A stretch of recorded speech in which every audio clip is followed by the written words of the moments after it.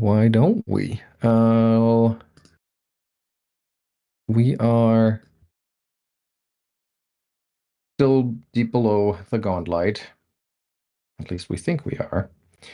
And your characters just had a very strange experience.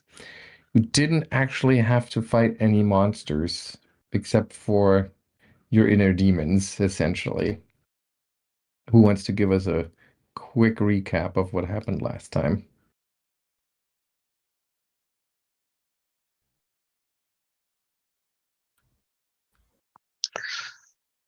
I think we went checking out some of the doors, found one room with a couple of lava pools, which we decided to avoid.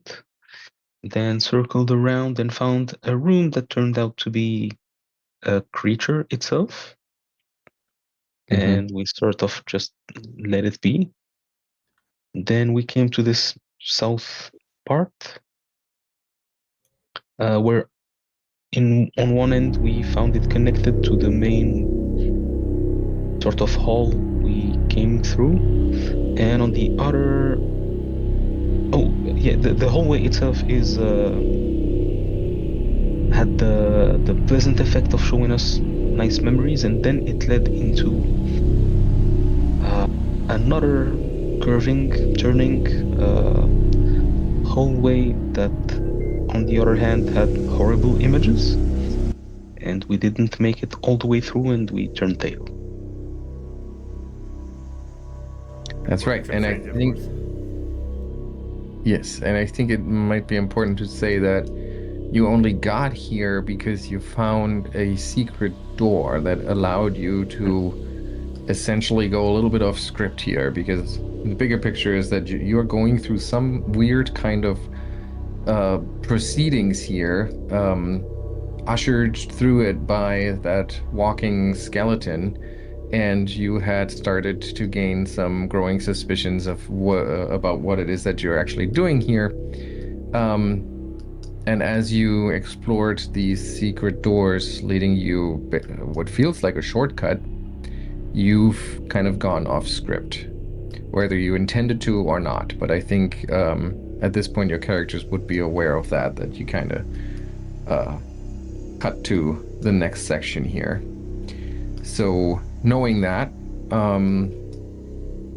that might, I don't know if that will change how you move forward here or not, but that is definitely something that you'd be aware of. Sam, can I ask you to bring Sandy with us as we keep moving forward here? Sure. Okay. All right, yeah, so you find yourself back in the happy hallway, as we've started to call it, that path of or passage of pleasant memories. Some of you are still under the head melting effects of those other stretches of hallways. You're physically bruised as well as mentally. What do you do? Well, Soma had the general idea before she ran into into this happy hallway. We discovered another secret door here. I believe somewhere here, and we decided against going into it because it might close.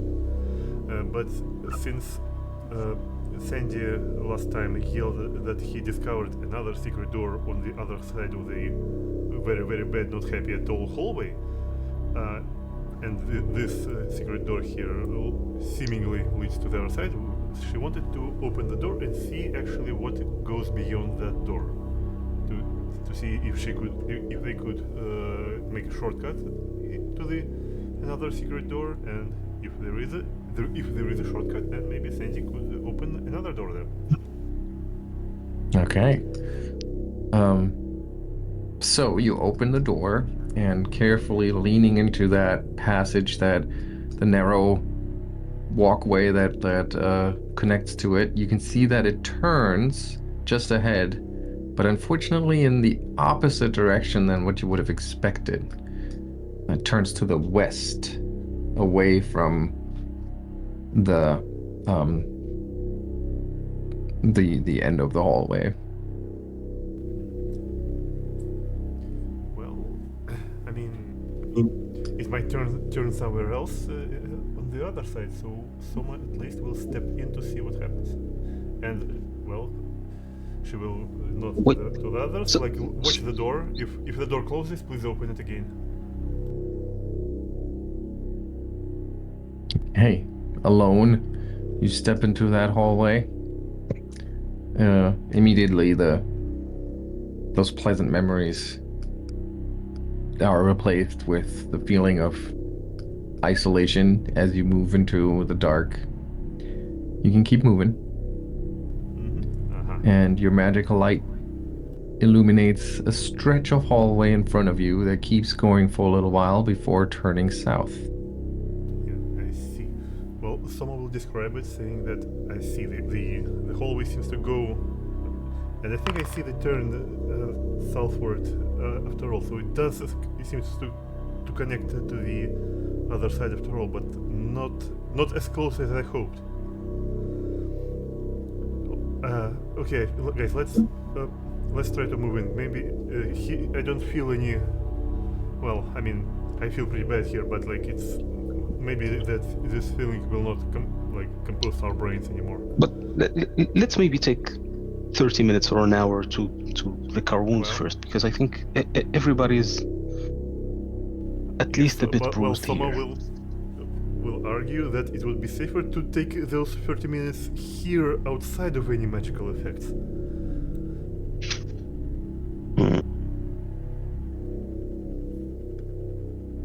Because I mean, well, Soma spent way too much time into the happy hallway, and that did bad things to her brain in the bad hallway. Well, we can go somewhere else. I don't want to be stuck somewhere where a door can close upon me. Well, I mean, we have options. We have the hallway with poison gas, or we have hallway with the golden skeleton. So yeah, we can go like here or whatever. Well, I guess poison gas will do.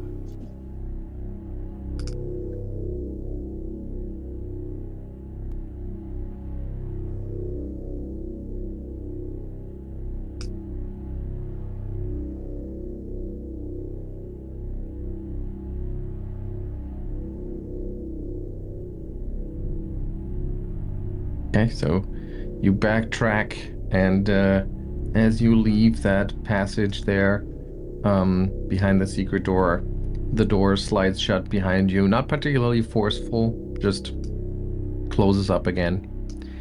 And you backtrack into that little chamber with the two grime-crusted copper tubs. One copper tub. Sandy ripped another one out. Yes, but isn't it still here, though? Where did it end up? I think it's still here. Into the gas chamber. No, I think he ripped it up, and then Bark noticed the secret door here behind it. Yeah. That sounds. Okay, sorry. Yeah. There was a plan to use it, but I think that was dropped once the secret door was discovered. Okay, so you shut the doors behind you. Are you particularly quiet about that, or can you describe to me how you? Because you know that the skeleton is still not too far away, waiting for you to return after your completed challenge. Well, Ottardo, I don't think can be stealthy, even if he wanted. I mean, he could try, but it wouldn't likely be successful. I don't think we had any concept it was waiting for us to return. I think we just it did the first time around. Yeah, well, I mean, we know that the skeleton stands in the gateway just waiting for something. So like, well, anyway, someone will probably be aware of him and try to not alert him, but well. Yeah, I don't think Bark had any conception that we had to keep anything secret from the skeleton, but if somebody suggests it, he'll try.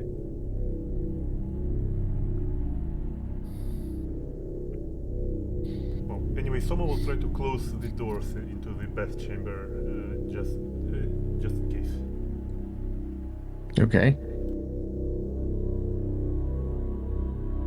And I will go And- ahead and stone. And then you wait, you say, or you try to take a rest. Is that right? Yeah. Okay. Give me 10 to refocus, and I'll have some fruit available.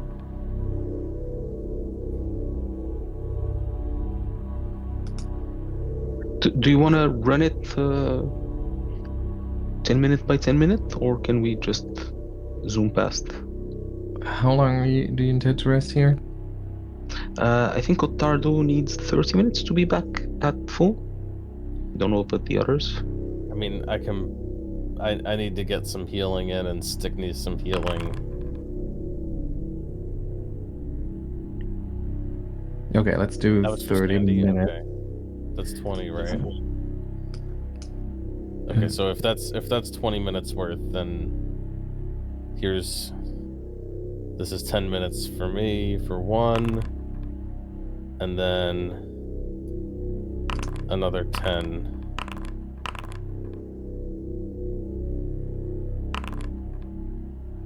So let me do the math on that real quick. 47. So as you rest here, roughly about a half hour in, Bark and Sandy, at some point you hear a scraping sound and then the sound of the door, of a door falling shut. And you believe it's the one that led into this section over here that the skeleton sent you through. Oh.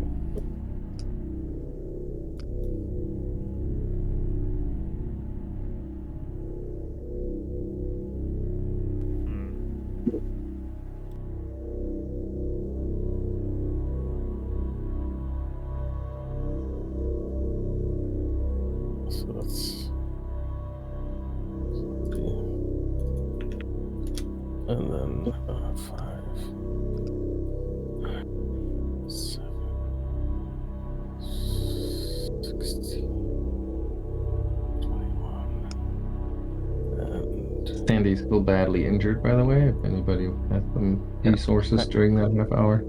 Hang on, I'm still doing the I see. math on my cornucopia.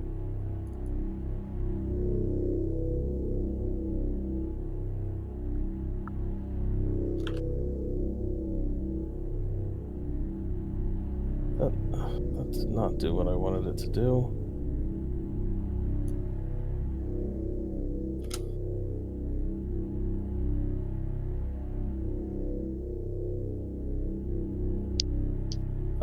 So after my second casting of cornucopia, which is after the 20-minute mark,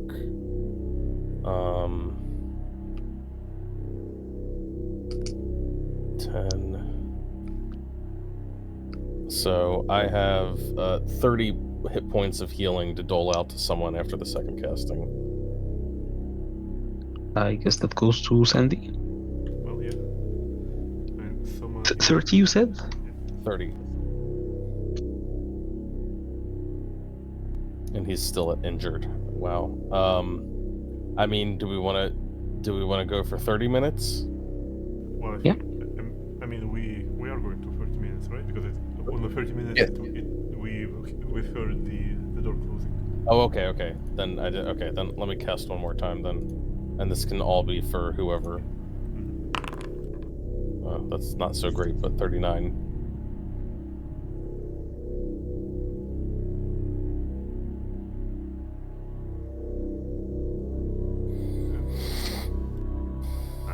So Cindy, he will need all of that, so that he...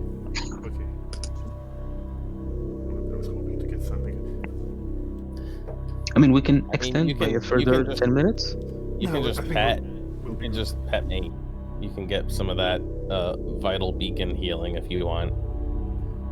Well, Actually, maybe someone will. Someone will bet the Birke. All right, here you go.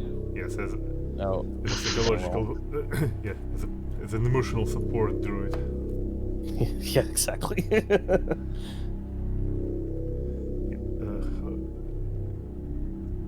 Here you go.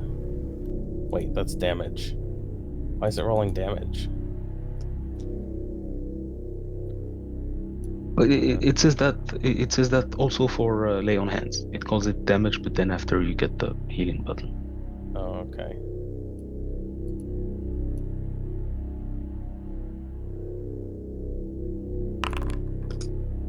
Wow, that was Well, terrible. This will do.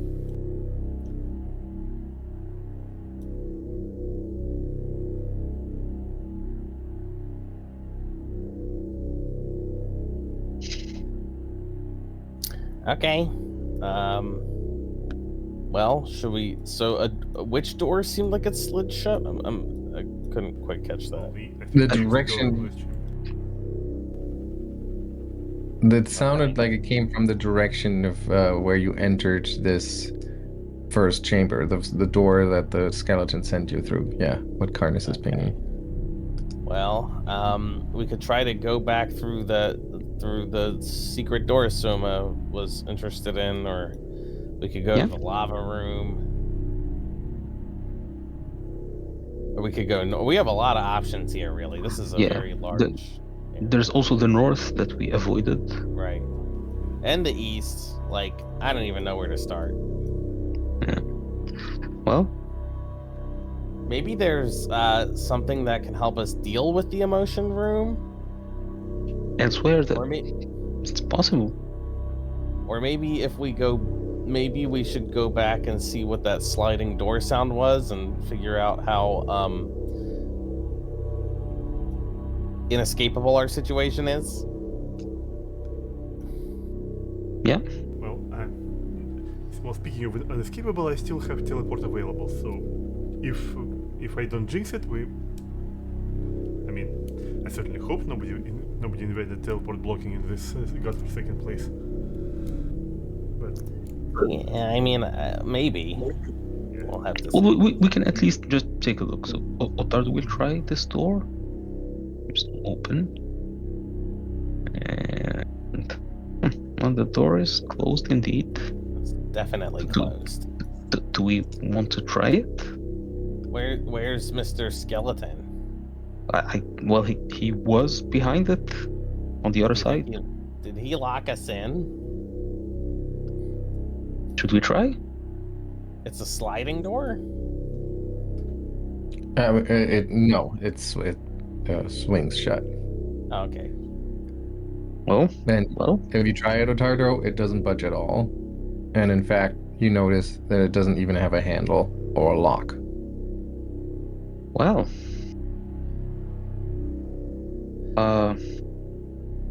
there's the other door we saw out of that happy hallway. Right. We can I think when we went into those secret doors, I think we found a secret way out, maybe? Yeah. Well, it's up to you. But you're right, maybe if we explore up north, maybe we will find something to deal with the crazy memories. The pleasant memories and the unpleasant memories. Yeah, maybe. There's also lava room. I don't know what's up with that. Yeah. Did we get Go ahead. Did we get the sense that the lava room, the heat was immediately harmful, or that, like, if you just stayed in there long enough, it would be a problem? I mean, obviously you feel the heat immediately, but it would take a few minutes before you would take physical damage. Okay. And did we see any exit out of it? Someone took a look and there was no exit. Huh. At least not immediately visible to it. It is possible there is another secret door in there. I mean, I'd be real curious to go in there and have a look around. Just pop in and out, you know? Sure. someone can hold the door open for me so that nothing just magically slides shut and traps me in there, be appreciated. Stick, maybe you better stay here for this one. After what happened last time. Alright, I'm going in. Hope I don't need to teleport out, because I can't. Alright, so you move into the room. Again, it is so hot in here. It's not like your fur catches on fire immediately or whatever, but if only you could sweat. It is just you're getting baked as soon as you enter. You start walking around the chamber here, looks like. Is that right? Basically seeing if there's any secret secret doors or something like that. Yeah. Okay. So I'm just gonna move you around a little bit. Soma, did you say you were also gonna go in there? Well, I mean, someone wants to just stand in the doorway to hold the door. So if that means Oh, okay. So standing you're yeah, gotcha. You're literally standing where your token is right now. Okay, so you are watching Bark pant and inspect the wall, letting his fingers run along it. And why don't you both give me a perception roll?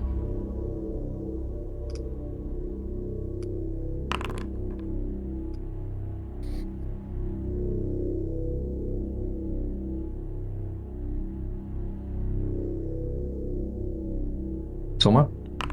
Yeah, there it is. There it is. Okay.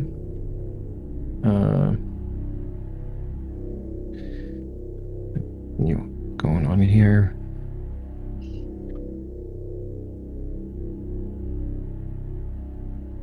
All right. You don't really notice any. This is just a few moments into this whole situation. You basically just walked into the room, started checking out the walls, and moments later, your attention is drawn away from the walls, though, and towards those magma pools, because they've been kind of like bubbling. But what happens next is horrifying, because you see these ripples start to run across the surface of the magma slowly, and then something breaks through the surface. And at first it's hard to see. You can see this like vaguely spider-like shape, and there's magma running off of what looks like a carapace of some kind. And by the time you realize what is happening here, a total of 4 giant magma-covered scorpions have emerged from the pools. Thankfully, you noticed that, though, so you can just use, or I'm just going to use your perceptions for the encounter. Let me figure this out here. They are large, by the way. That's just tokens are a little bit weirdly placed on the grid. So Bark and Soma, these are your perceptions, and I will roll for everyone who hasn't rolled yet. Okay, I suppose I should step off from the border of the grid. So let's assume that someone is in the room. Okay, let's put you in the room. There we go. Thank you. Okay, yeah, you did notice them climb out of, or come up in that pool and then climb out, but it was so surprising for something to emerge from that one of them still gets the jump on you. This thing quickly scurries onto the solid stone, magma still dripping from it, and quickly cooling with a hissing sound. And then it's going to pick one of you two. Let's have Pharasma decide. And it's Bark. And it's going to try to grab you with one of its pincers. So first it's going to strike. Does it have reach? Yes. Like I said, they are large. Oh, I see. Reach 10 feet. Ouch. And yes, ouch indeed.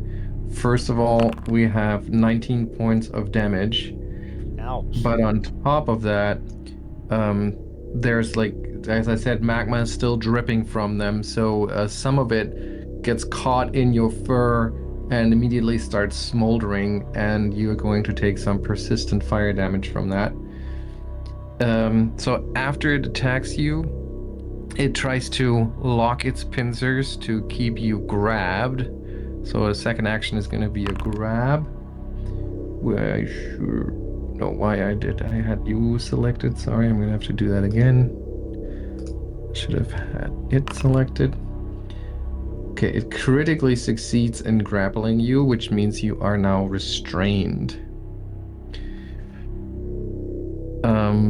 Let's see if I forgot anything here.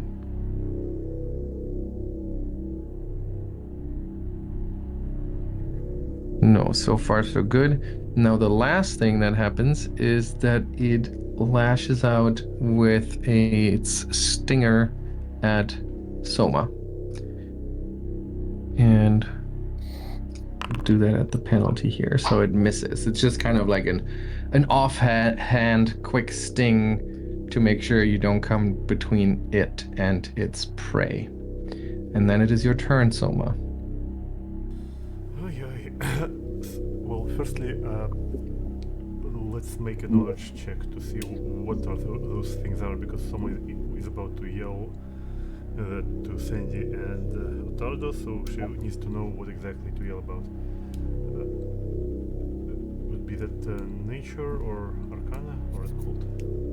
Just a knowledge, recall knowledge macro. Knowledge. Yeah, let's see, I'll find it. Basic action, macros, recall knowledge.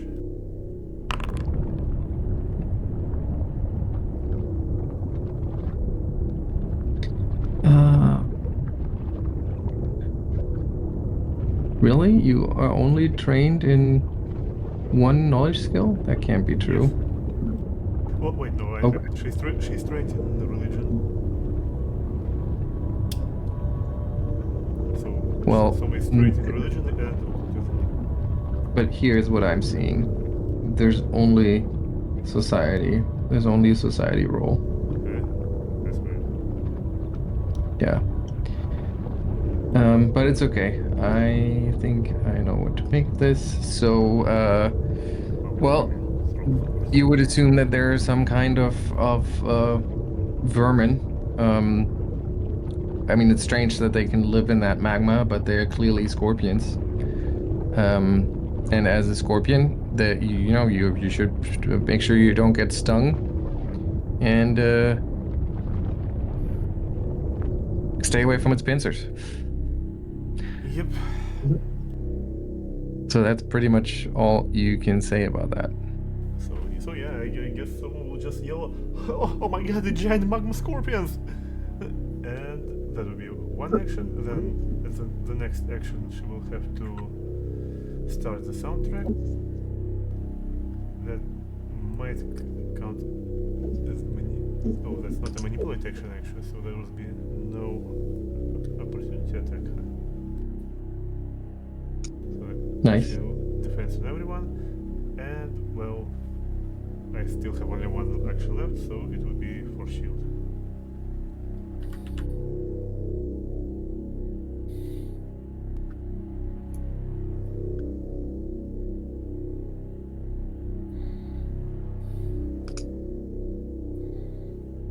Sorry, I am having a hard time here with something. Okay. And that's the end of your turn? Yes. All right.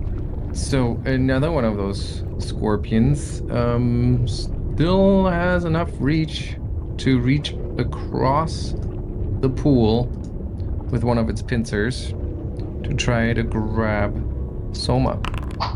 So it actually misses on its first attempt, but then tries again with the other one and critically misses. What is going on here? There's a natural one and a natural. Okay, so bad rolls. So then it just kind of frustratedly spits out a chunk of magma, which Soma makes you reconsider what you thought about these things because you've never heard of any scorpion being able to spit magma. But it just flies past you, smashes against the wall, and starts melting off a good chunk of the stone on the wall. And then it's Bark's turn. Well, literally the only thing I can do is try to escape, so... Escape! Okay. I'm gonna target it, huh? Yeah, that's the athletics DC, I believe, of the creature, which you hit exactly. Ah! So you get free and remove the grabbed, immobilized, and restrained conditions. Okay, wow. Somehow you manage to wiggle yourself out of the pincer's grasp. Okay, well, I actually didn't expect that, so, how high is the ceiling here? It's not very high. 10 feet. Somewhere between 10 and 15. So basically, do they occupy the space all the way up to the ceiling, or is there... Pretty much, yeah. Pretty much. Okay. I mean, Well, their body is closer to the ground, but with their tail, they already like would be able to scrape across the ceiling. Okay, well, I'm trapped. Help!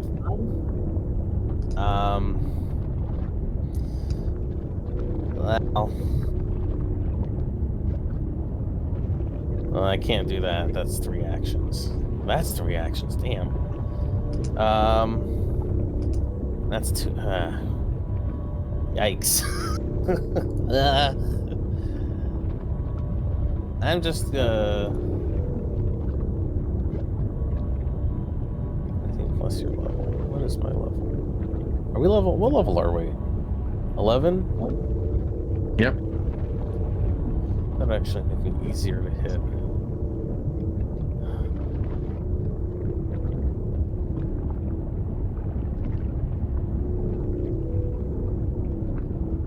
Yeah, we're not going to do that. In fact, I got to lose that spell completely. It's kind of not useful anymore. I'm just going to hunker down here and cast Protector Tree and give myself something that can absorb the attacks for me. So it's got 50 hit points.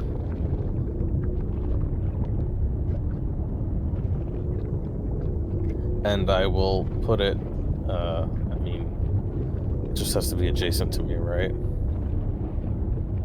I guess I'll put it like here. Hopefully stop anything from closing closer. I don't get like a token or anything to put down, but yeah, it's in that square. And that's my turn. Okay. And I still have magma on me. That's right. So if you end your turn, you'll see the damage and the prompt to roll to recover. Oh, I have to end my turn. Oh shit, I delayed. I didn't end. That's okay. I can undelay that. What have I done? That's okay. We're okay. So you take that damage, and then you can make the recovery check.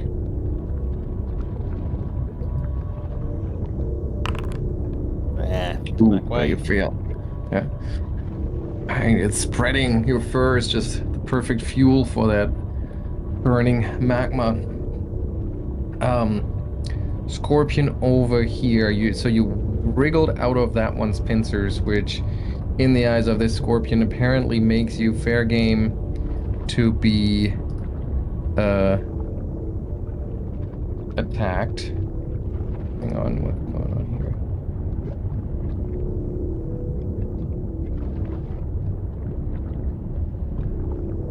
here? Okay, so it chooses you with its pincer, snip, and hits you for 17 points of damage.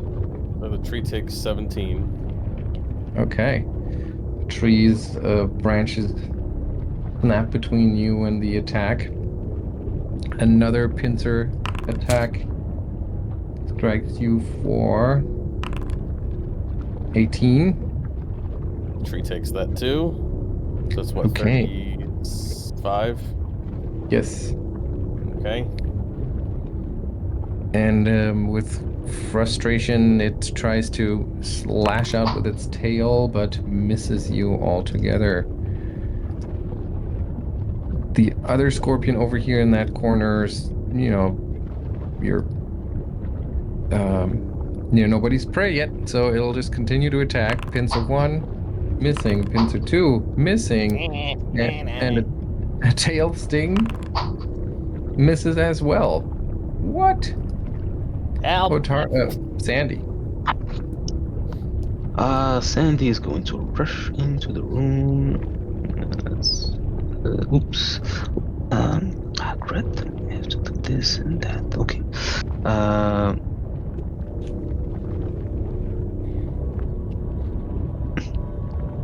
Oh, okay. Okay, he does see that Birke is in a rough spot, so he is going to move over here. And he is going to target this scorpion.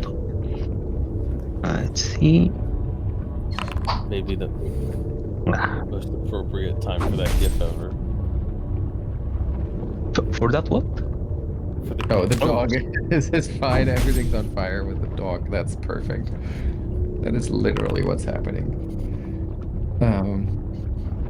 Okay, Sandy's storming in here and striking the first scorpion within reach for 39 points, which go through entirely. It doesn't seem to be resistant to that, even though its carapace looks pretty sturdy. Okay. Ottardo, from where he is gonna say, "We're coming, Birke." Where is it? Oh, India.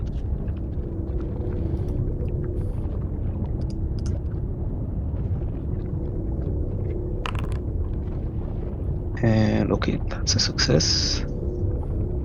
And then he's going to use his defensive advance to move into the room, raise his shield, and target the same scorpion.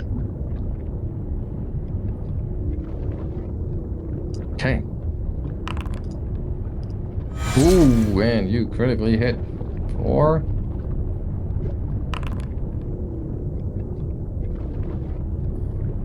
So that's 34 points of damage, but that Frightened one. shakes the scorpion. And let's see if you manage to knock it prone. Yes, you do. All of its little legs bend away from under it, and it actually plunks down. It doesn't have very far to go, but it is prone, technically.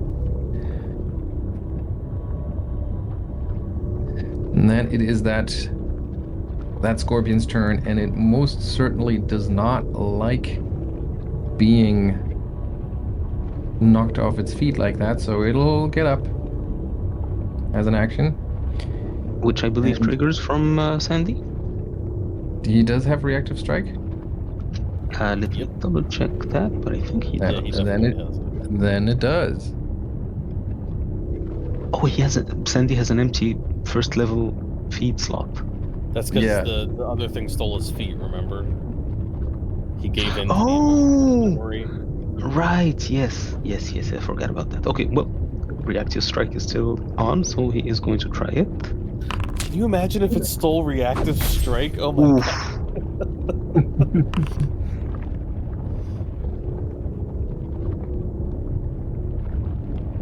Hang on a second here.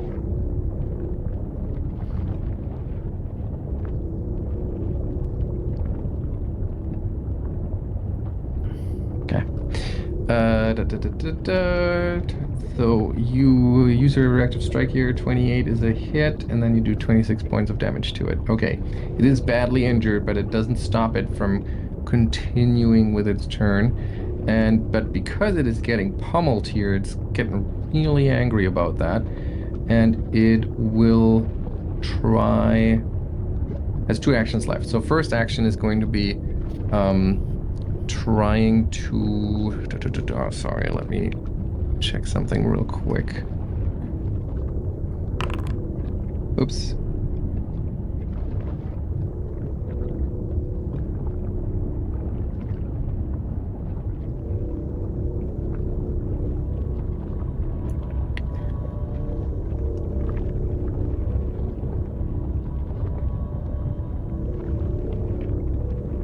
Away from you. Okay. All right. So, it's gonna do the following. It'll try to hit you with its pincers. By you, I mean Sandy, which succeeds. So it does 16 points of damage. So And Ottardo uses his reaction at this point. okay. So that's 13 points of resistance, so 3 points go through to Sandy. And then Ottardo takes strike against the scorpion. And he, because of the frightened condition, you managed to hit it for 14.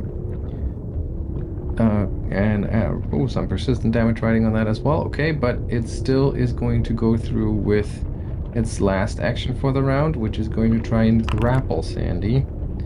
I should have... That's annoying that it uses the one that I have highlighted for that. Ooh, and maybe it just got knocked off balance enough by that reactive strike that it just loses its grip on Sandy and fails to grapple him. Soma. Hang on a second, Soma. I'm gonna have to roll damage for the persistent spirit damage and try to recover from it, but fail. That scorpion is clearly having trouble. Okay, so with first action, let's continue Inspiring Defense.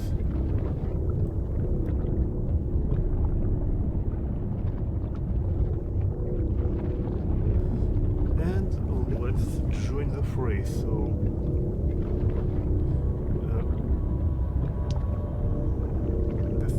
the scorpion might be dead. Let's start with this one. She will use telekinetic projectile on you.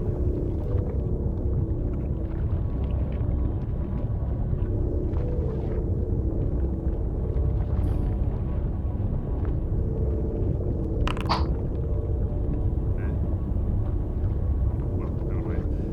So it gave me some sort of error, but well, I suppose that's it.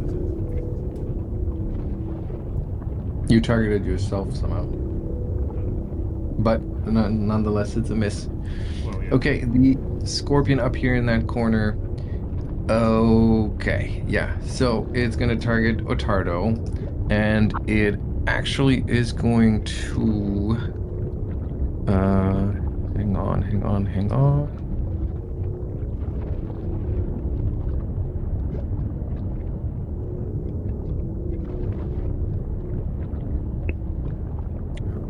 What's the best way to do this?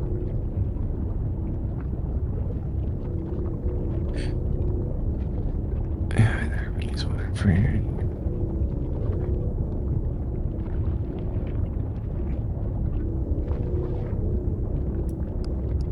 Okay.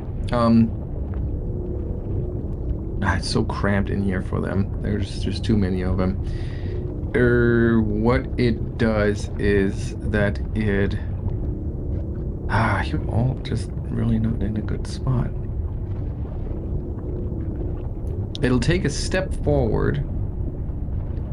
No, it doesn't even have to do that because it already occupies that space. God, that is so annoying. There's just no room for them anywhere to maneuver, so really all that's left for it is to go snip. So it'll target you, try to strike you with its pincers. Misses the first time, but by a hair's breadth, and then the second one is a big miss, and the third one is a quick ding with its tail, but you managed to duck out of the way. I believe it misses by shield's width. Oh, okay. That makes sense. And that is its turn. Bark. right. So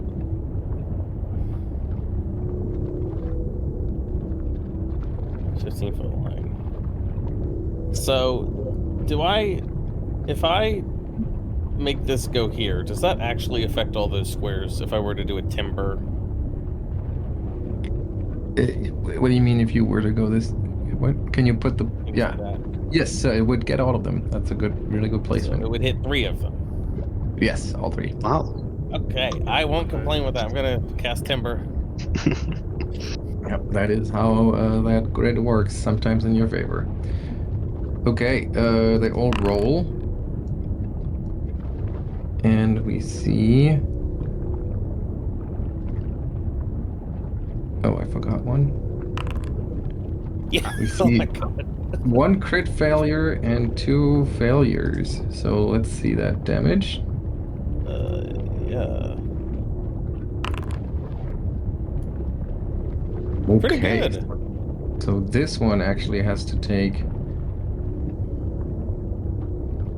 Can I? Sorry, I'm trying to figure out. Okay. This one takes double that, and that is enough to kill it. This one That might be takes. the most damage Bark's ever dealt in a single attack. Yeah. 70-something points of damage. Very well placed. So the other ones get struck by that as well, but not as hard as the first one, who just, you hear cracking sound as the timber smashes the scorpion. And what happens next is, once again, Soma, more proof that you may have been mistaken here to begin with, because as the scorpion gets crushed, it kind of almost like a log that was burning on a fire, and then finally it just kind of completely disintegrates in a little pile of ash that swiftly gets scattered, and it's gone. Oh, I thought it was gonna explode. No, not this time. All right. Last action will be raise shield, and that's it for me. Okay. Then you will need to do your persistent damage and the recovery check, because you are still on fire. Damage and recovery check fail. Oh man. Okay. Focused a little bit too much on your spell there, I guess. Well, I know a very good barbarian in Ottardo. He might help you salvage some of that code. So this scorpion over here moves into. Sandy has only 5-foot reach, right? So then it didn't move within his range. It just kind of moves into his range. They're smart enough to do that. And then from here, the first action was that. Second action is going to be an attempt to grapple Bark. No, it'll use its pincers first. So it'll strike you with its pincers. Misses though. Nonetheless, uses an attempt to grab you, and I just can't get this working. Here we are. And it does manage to then grab you. Maybe it just like tries to strike out with one pincer and then tries to grab you with the other one. Although I realize actually, because this should have the attack trait, so it should be at a -5, which means you dodge it. Oh yeah, it's not the ability. It's not a grab. Yeah, it's not the grab ability. It was just a grapple. So that was that, and then the other one competing with its buddy for you is going to do something similar. It's going to strike out with its pincers, misses you. Second attack hits, however, which does 15 points of damage, and then it gets its grapple.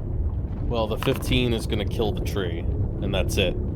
Okay, but it does get. I think that still counts as a successful attack so it does get its grapple check and it manages to grab you. Maybe it like just kind of crushes through the last bit of the tree and then locks in on you with a regular success. So you are not restrained, but you are grabbed. And then it's Sandy's turn.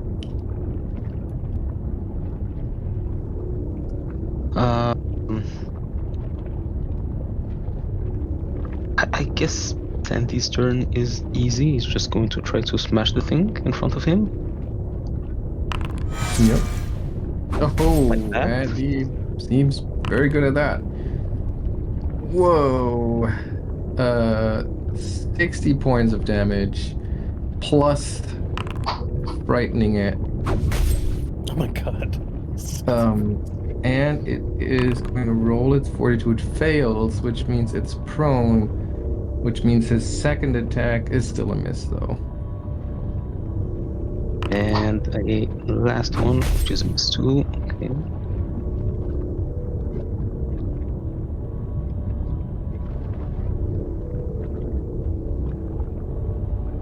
I have a question for Ottardo here.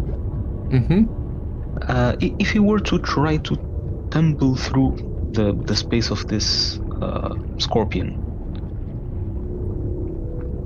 what happens on a failure? Like I'm mostly thinking about these squares, which seem like half. Yeah, it's terribly laid out that they made that exactly half where the magma pools are.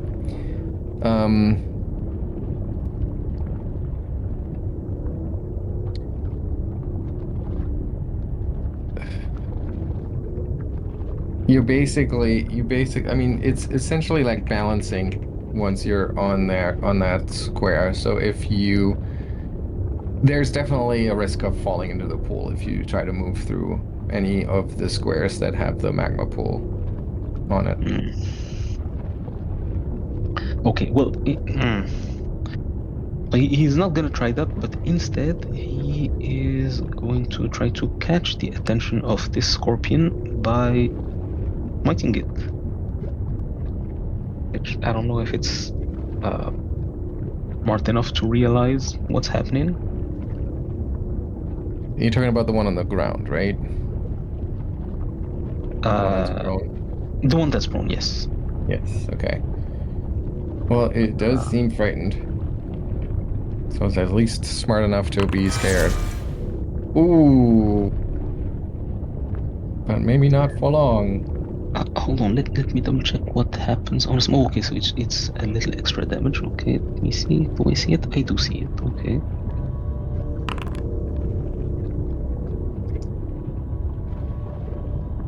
That is only 32 points of damage, but still quite it is already frightened one. It is prone. That doesn't yeah, change much. that's it. And I think he will gamble on not raising his shield, and he will try a second attack against the same one. Okay, which succeeds. Easy pickings with it on the ground. You slam your flick mace onto its little head for another 16 points of damage, and then it's Souma's turn.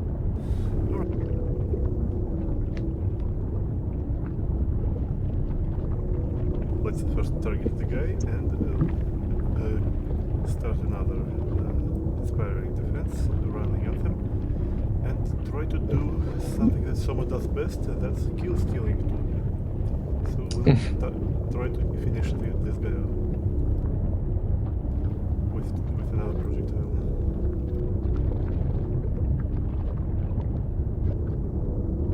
That is still pretty optimistic that you'll do that much damage, but we'll see.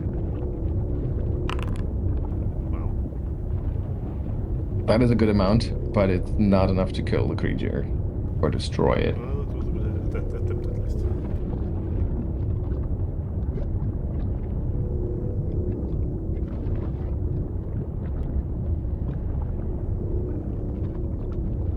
And that's it. Okay. This scorpion up here, it is going to take a step away, and then it's going to target Ottardo, and it's gonna try to reposition you. So it'll do an athletics check here. Critically fails. Come on. And Well, I think he's going to pull it back towards him, oh, the target can where it move was you before. Well, you don't have a 10-foot reach with your hands, so Ah, okay. I don't think that's fair. Although I guess the fiction of it is that it has to reach out to you with a limb, so you basically grab that and then pull on it to reposition it, because it doesn't say like you get a reposition attempt. It just says you as though you successfully reposition it. So let's assume that. So where do you want to move it? And just like move it back where it were. Whoop. Okay. So with a lot of frustration and a little bit of embarrassment, it will lash out with its tail, trying to sting you, but misses. And then it's Bark's turn.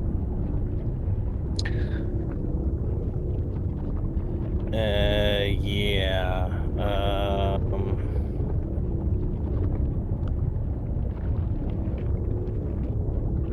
Item bonus. What the heck is the item bonus? I'll cross that bridge in a second. Okay. First thing I'm gonna try to do is wiggle out of here again. Escape. So if I target this thing, and then I do escape.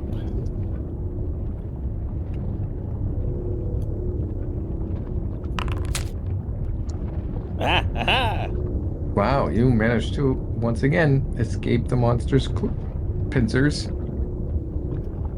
right, I wriggle out of that, and then I am going to activate my armor, which I don't have much cause to do normally, but my living leaf weave, it's got a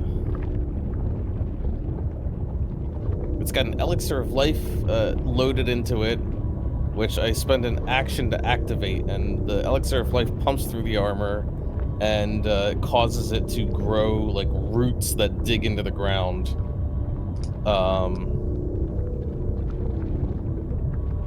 Which gives an item bonus to athletics checks to grapple, to my fortitude DC to resist grapple, disarm, or shove attempts, and to my reflex DCs to resist trip. Great. Good. I don't Very know what good. the item bonus is, though. That's okay. We'll figure it out when we get there. And then my last action is going to be to step closer here. Can I? You want to move, Bark? Why am I not? Oh, because I'm measuring. Yeah, I can't tell. Am I still in the scorpion's reach or not? This one up here? Yes, you are. Okay. Well, at least I'm slightly closer to my friends when they hopefully inevitably kill this thing. Okay, that's my whole turn. Okay, then your fur continues to smolder for 4 points, and Ow. and it's just, it has really taken a hold.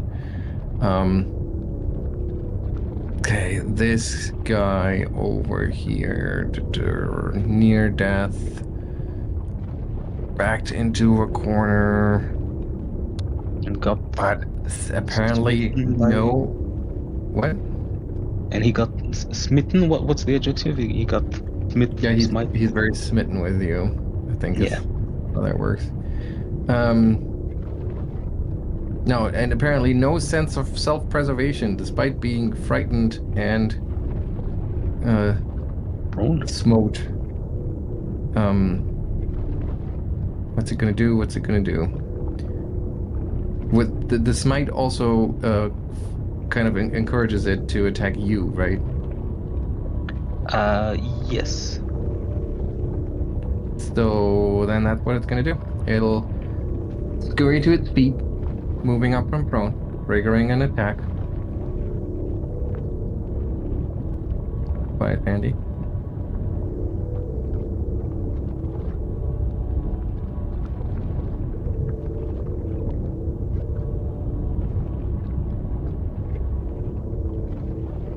Andy?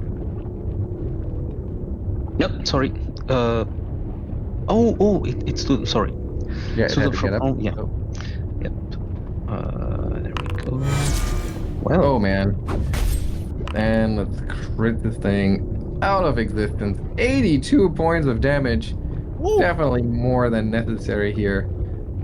Yeah, he just destroys the thing. It doesn't even like the ash immediately just scatters into the winds here with that brutal of a blow. And then we have that other scorpion over here. So this one is going to try and reposition Bark. I believe. So what kind of elixir were you using, Anthony? It's just an elixir of life, and if I understand correctly, when it comes to things like armor, the item bonus is the AC bonus. No. Did you use a minor, a lesser, a moderate, a greater, a major? I mean, it's a minor, but it doesn't say Okay. anything about what type of elixir you use in the description. Well, but the bonus is equal to the elixir's item bonus and lasts for 3 rounds. Oh. So if you use a lesser one or a minor one, the item bonus would be +1. Oh, well, I gotta get a better one in there then. I didn't realize that. But nonetheless, you do get the +1. So let's see if we can reposition you here. All right, here we go. It succeeds by 2, so the +1 doesn't make a difference then. Move the target up to 5 feet. Must remain within your reach during this movement. Okay, so it'll move you over here, which is still within reach. And then it'll try to push you. Or shove, I should say.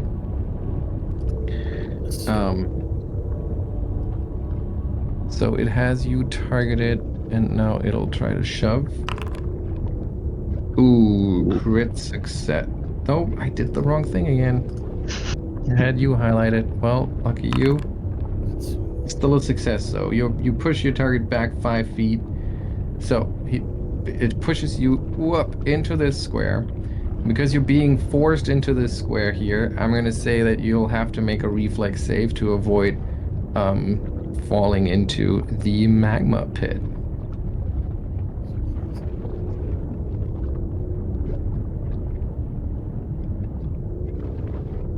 And it will also follow up with that movement. Oh my god. I was very confused. The description I have for Living Leafweave armor in the actual game is missing the bit where it says the bonus is equal to that. Yeah, it's just not in the description. It's worded differently. So I wonder if they updated it. That's why I was like, I'm confused. Okay.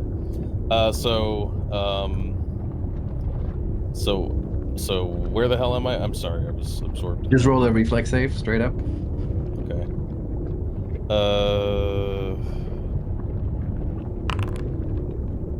Not amazing. That's a 4.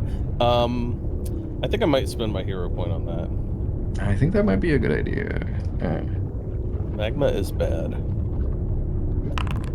Oh shit. Yeah, being immersed in magma, not great. And for a second there, maybe there's even like a little bit of your shoes. I'm assuming you're wearing shoes over your paws. And it already kind of like dips in there and immediately catches on fire. So you barely manage to stay out of it. So that was 2 actions, if my count is correct. So now the third action is going to be a sting with its tail at the -10, which is a miss. So it did a grab, a reposition, and a sting? It did a reposition, a shove, and a sting. And it was allowed to move as part of the shove. Okay. Because with the reposition, it's not allowed to move you into dangerous territory, but with a push, it is. Or with a shove, it is. Got it. Right. Then it's Sandy's turn. Yeah, Sandy is going to... Hang on, I'm sorry, Simon. I'm still trying to get my head around this. Don't you have to be grappling the creature in order to reposition it? No, you have to have an empty hand or grabbed. It's You have it's it, its own or it's you're its own grounded and maneuver. restraining. Okay. I'm sorry. Okay. Sorry, you're good. I read it wrong the first way too, which is why I tried to grab everyone before trying it, but you don't actually have to. Yeah. Sandy is going to move up and try to strike this scorpion. Wow. Just throwing crits like it's nobody's business. But man, the range of his crits is also crazy. So now it's I was gonna say 46. the AC's got to be lower on these things. It's actually not that low. Is everything correct here with his rolls? I mean, he rolled a 40. Yeah, no, I guess it is low at this point. So we have 46 points of damage here, leaving the creature frightened and also prone. The second attack is a miss, however, and then it's Ottardo's turn. Ottardo is going to use his defensive advance. He's going to maneuver a little bit and get himself positioned right next to Bark. And yeah, he'll stay there. And then he'll target the same scorpion. Hitting it. It's easy because it's down. 17 points of damage. And a miss, and then that's missing his turn. the last attack. Souma. Well, I'll just continue doing what she was doing before, so it seems to be working.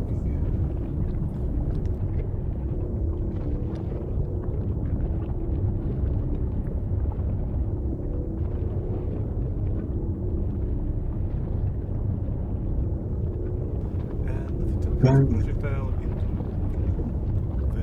the scorpion.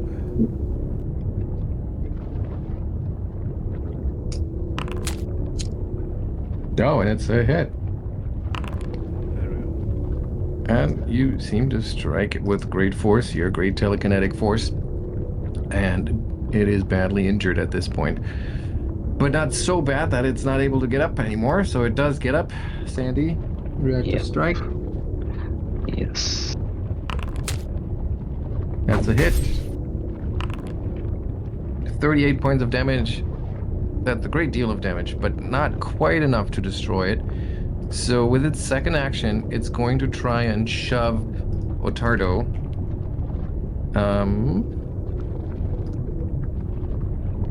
Okay, here we go. Critical failure. Lose your balance, fall, and land prone. So it just falls down again. And has to get up again. But Sandy has used his reactive strike already, so no second one. Bark, your turn. Yeah. I'm just gonna take a little step over here. And I'm gonna.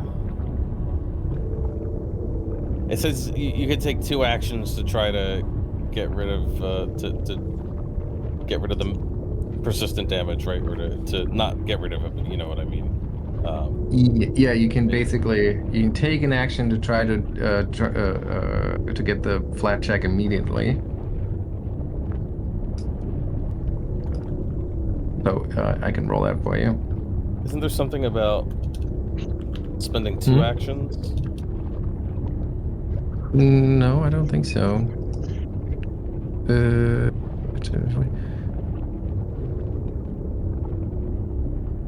Like normal, instead you can take the specific damage. Assisted recovery, I believe, is what it's I called. think that's what I'm looking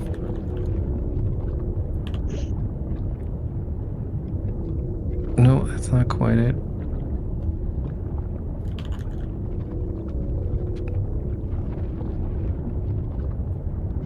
Assisted recovery. Assisted recovery. Yeah. You can take steps to help yourself or allowing you to attempt an additional flag. Usually, oh, you're right. It must be something that would reasonably improve your chances. For example, you might try to smother a flame. Yeah. So what do you do to try to get that magma out of your fur? I imagine he's basically just going to try to, I don't know, slough it off, probably with something. His shield, I guess, because he's holding a shield. He's gonna take it and try to like scrape it off of him. Okay. So I don't see how that would be particularly effective. So I'm gonna say that gives you a regular DC 15 recovery attempt right now. In addition to the one you'll do at the end of your turn. Well, that's a failure, and then my turn ends. So. Yep, and here's that. Oops, the damage, and then recovery check. Okay. Man, you just can't get that off. Righty, so this scorpion over here, Ottardo right in front of it, is also going to try to shove him. And this time he succeeds, so he shoves you dangerously close to that magma pit. Give me a reflex save, please. As your feet are looking for something to lean on. Ooh, that's a hero point. Wow. You lose your footing and you fall. Oh boy. That's great. Yes, you fall. So that's the first thing. And then the next thing is that, so that was its first action. It then dives right after you. And with its third action, so it's in the magma pit with Ottardo. And with its third action, it's going to try to pinch you.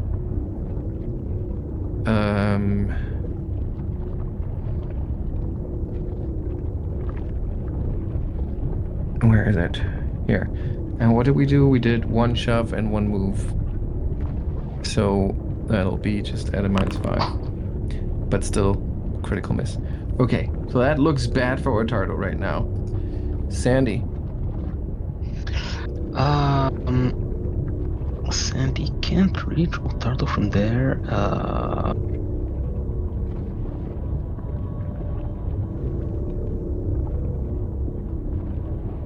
Well, I think first he'll take care of the one scorpion that's still there. Mm-hmm.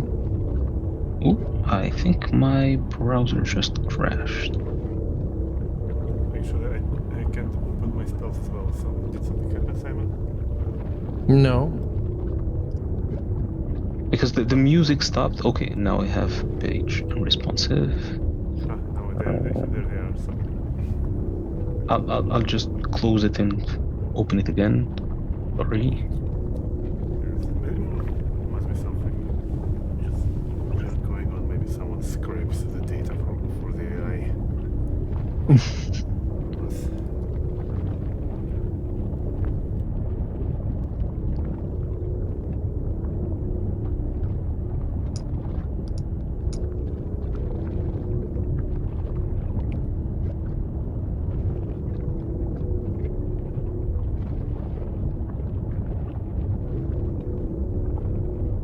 Sam, I believe it's still your turn. Yeah. Sorry, I'm trying to log in. Oh, It's okay. loading now. Okay. Okay, I got sound back. I can open this and target and strike. Oof. He's going to follow it up. And the second strike succeeds and kills the creature. Is the remaining scorpion within reach? Inside that magma pool. I mean, you fell and it jumped, and you're both essentially immersed. So it could be still within reach, but you don't really have line of sight. So you could just try to completely immersed. splash Wow. your weapon into the magma pool.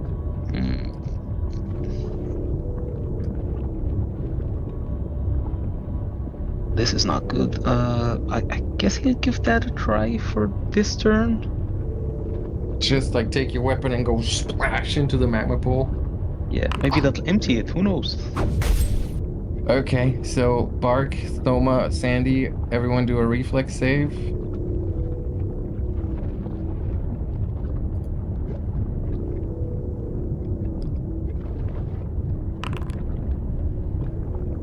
Nice.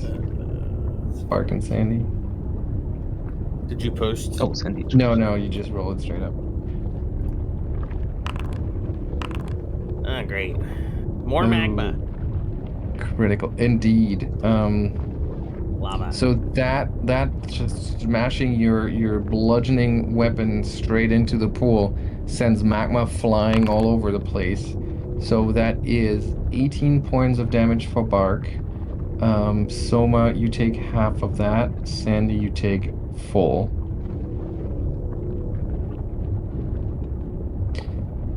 And Ottardo, you are fully immersed in the magma, which means you take uh Oof. 74 points of damage. Okay. And there's no reflex save because there's just no way how to avoid it. Oh, Um, sorry. Alright. Okay. Um. Wow. Can he try to swim out? Climb out? yes, you can try to swim your way out of this, but it's hard. Just I think. I don't know if anybody has any experience with swimming in magma.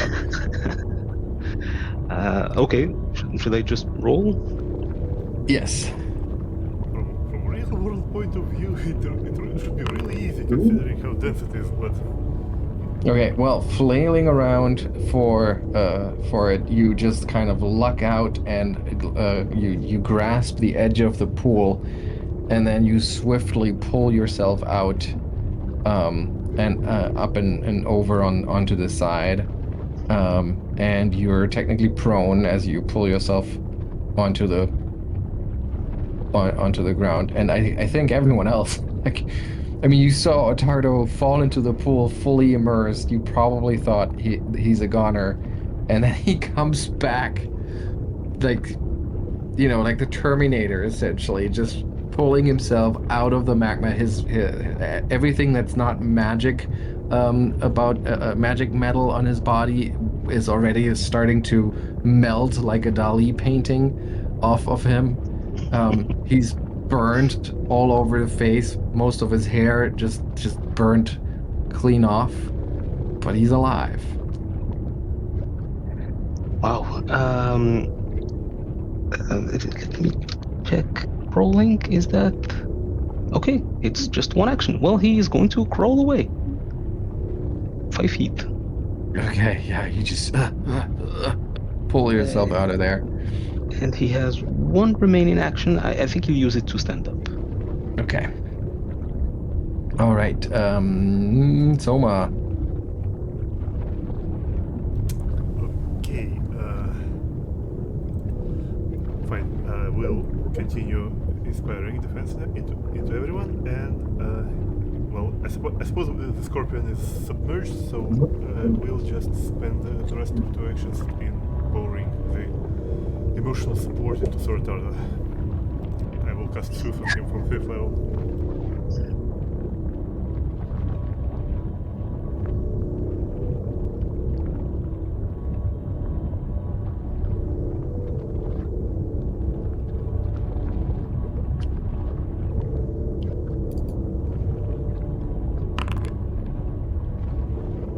Whoa, nice. That's a good roll.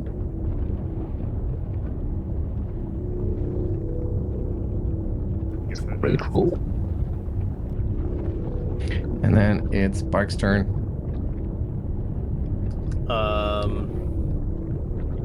Yeah.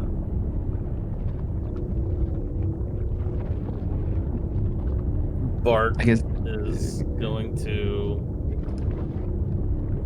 be like, I'm glad you're having fun splashing around in there, but this is incredibly painful. So it's still submerged, right? Yes, so it is basically, I would say it is hidden. Is that the right setting? So If you don't mind me, I'm just going. Excuse me, Souma. I need a minute. I guess, can you step and then... Can you step into an ally square if you continue moving afterwards? Like, can you not step into an ally square at all, or...? what do you mean? I think So I'm trying to he means step out of this thing's reach, but I don't know if I can actually do that, or if it's okay because it's part of a continuous movement. You can end an action in an ally's square, I believe. So if it's an actual step action, I don't think you can do that.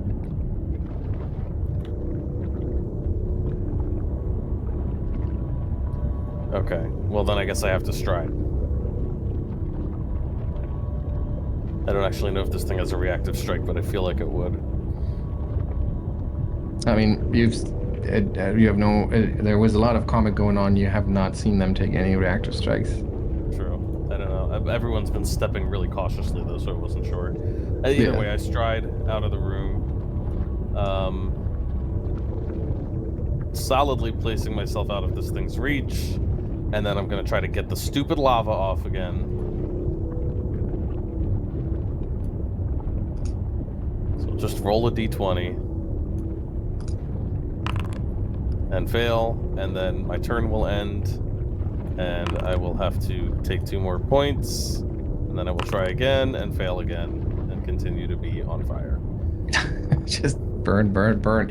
Okay, so I mean, you can see the bubbles, the thick bubbles that slowly pop at the top of the surface of the magma pool. You know the creature is in there, even though it was hidden now for a little bit, but it re-emerges. Trying to learn this module here a little better. So it re-emerges, frustrated that its prey has managed to survive, and it's not going to let it off so easily. So it's going to target Ottardo here with its pincers, attacks him for 12 points of meager damage, and then a grapple check. Failing by a lot, trying to grab you to pull you back in. And that was its turn. Sandy. Alright, Sandy Smash. Sandy Smash. Yeah. Ooh, Sandy Smash big time. 52 points of damage, cracking the creature's magma hide, and then following up with another hit for 24 points of damage, badly injuring the so far uninjured scorpion. Then the last swing misses. Ottardo, your turn. Okay, well, Ottardo, I think, has enough of this thing's attention, so he doesn't need to do anything fancier. He'll just attempt to strike it. And succeed. 18 points of damage as you fight back. Ooh, second attack hits as well. 14 points of damage, chipping away. And he'll finish up by raising his shield. Okay, Souma. Okay. Well, we seem to be going back to the hitting, so Soma will once again inspire defense and also join in hitting, so she will cast a projectile.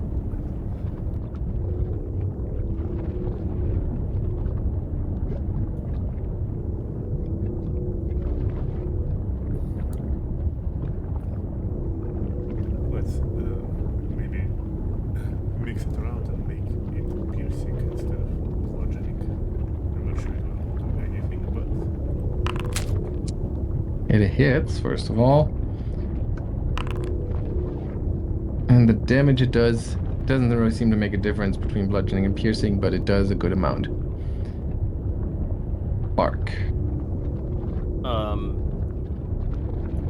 Yeah, I don't think there's anything I can do to make this less awful. Just fall and roll on the ground. Yeah, I don't know though, because it's not fire, so I don't think that rolling would really help to extinguish it. It's stuck to me. Yeah, but I'm just gonna keep trying. So another d20 and another failure. What am I gonna do with another action? Everyone's in pretty good shape health-wise, so I'll just raise my shield with one action just in case, and then I'll end my turn and burn some more, and finally Unbelievable. Incredible. Heroically, Bart finally manages to. Oh, and just for reference, I did look it up. You can end a move action in another creature's square as long as you immediately use another move action to leave the square. Okay, so you can You step can't in end there. your turn there, but you have to. You can, go. You can step and then stride, for example. And you can't even do anything while you're in that square other than move away out of it. And move out of it. Yeah, no other. Yeah, but that's good. And that's cool. Interestingly, you can also technically do that in enemy squares too. It's any other creature square. So just thing I saw. Anyway, I'm done. Cool. That is very good to know. All right, the scorpion is near death, but fights until destroyed, according to its briefing. And it's getting hammered by Sandy. This is not formally being designated as a smite target, so I think between Ottardo and Sandy is actually the more heavy hitter. So it will step out of the pool and then target Sandy with its tail sting. Oh, and finally actually manages to hit. Does a meager 14 points of damage, but a fun little fortitude save. Here it is. As you can see, the tip of the tail convulses as it's pumping something into Sandy, but he just does not care about that at all. And then it follows up with a miss of one of its pincers. Sandy, your turn. Steps towards it, strikes it, and under the full weight of its swing, he crushes the creature and destroys it. Nice work. You survive. That's 60 XP for everyone. 60.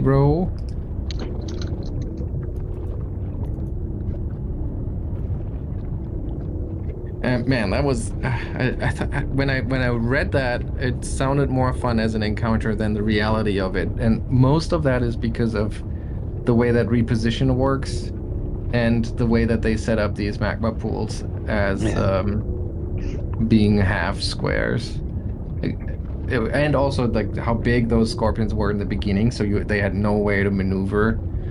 And I guess that's actually kind of almost like a balancing thing, that you can kind of see that they're trying to push you in there, but they don't really have the space to maneuver, so you get a little bit of a warning. But it's so hard mechanically to pull that off. It's a real bummer. I mean, I'm glad I got to do it. I mean, maybe it could have been very good deadly. that you can't do it more often, but yeah. Yeah. What were you saying? It could have been very deadly if it was a character without a means of going out easily. Yeah, for sure. That's an easy death. Yeah. And I mean, 20d6, if that swings the wrong way, it can be an instant kill for some of these characters. So. And Ottardo got yet another amazing scene out of it, like crawling out of a magma pool. Holding his breath and closing his eyes. Yes. Yeah, sure, to protect your eyes. Yeah. I mean, you've been in there for like only seconds, but still, this is like a story if your companions tell this story in Otari, nobody's going to believe you. No human being that anyone would have ever heard of would have been able to survive being doused in magma. I guess technically you should have also had some persistent damage afterwards, but we're just gonna assume that you eventually save. Yeah, but incredible. That's great.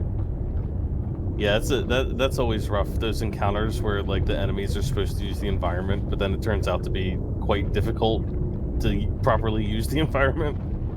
Yeah, and I mean it's kind of like a little bit of a throwaway room. They don't even describe anything really about the strategy or the tactics, but it just would make sense for these creatures, right?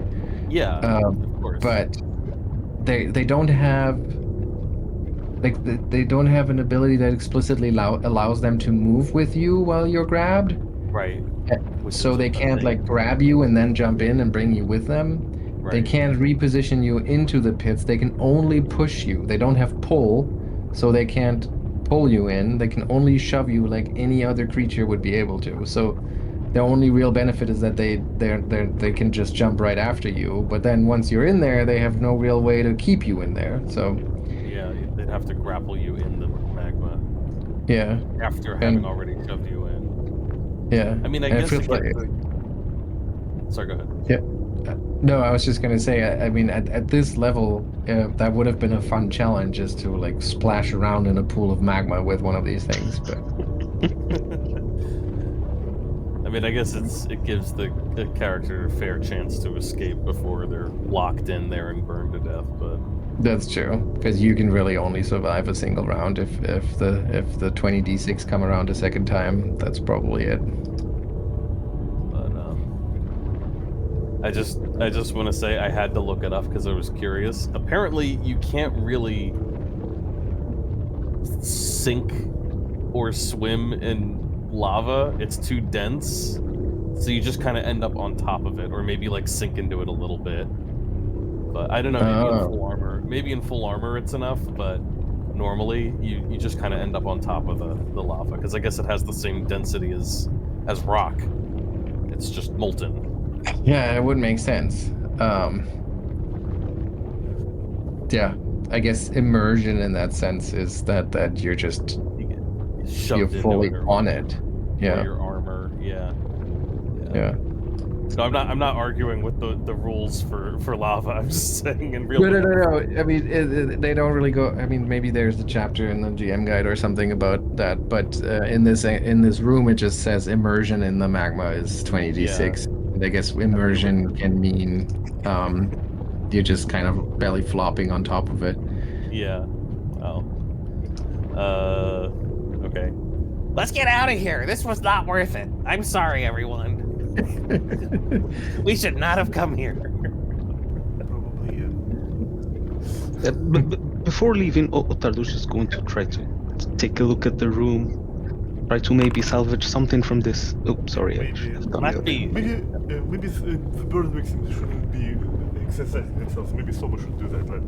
So somehow. The burn victim is already barely injured again. You emotionally supported him past the burns. Yes. Do you guys want me to do this? Just because. Are we rolling perception checks now? I just made the mistake. Yeah, I made the mistake. Yeah. I can take another look around now that I'm not distracted by magma monsters. Yeah, I mean, maybe you still check your back here, and it also is still like just blisteringly hot. But you do a full lap of the room, taking maybe. I would assume you're not really dilly-dallying because it is so hot, but you're maybe taking like a minute or two to check the whole room, which is not the most what's it called? The most thorough search that you would normally do, but you don't spot anything. And there's also nothing on the walls that would make you suspicious. There's like no drawings, no decorations. There's just these various smears of ash and residue like that. So it's maybe there's nothing here to be found. out of here. Man, what a waste.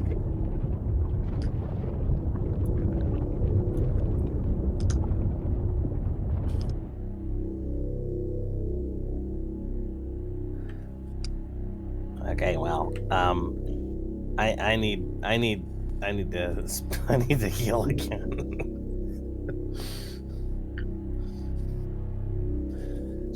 Do we want to take some time, or should I do just some quick healing? We can take like 10-20 minutes. Yeah.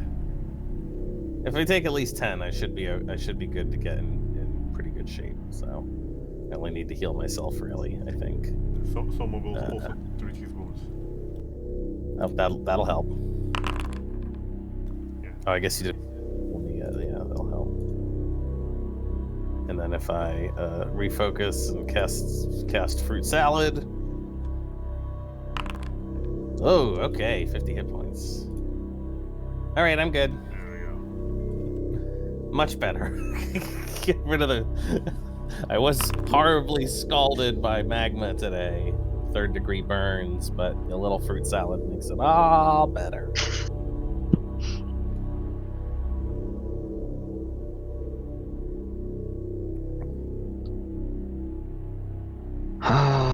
So where to?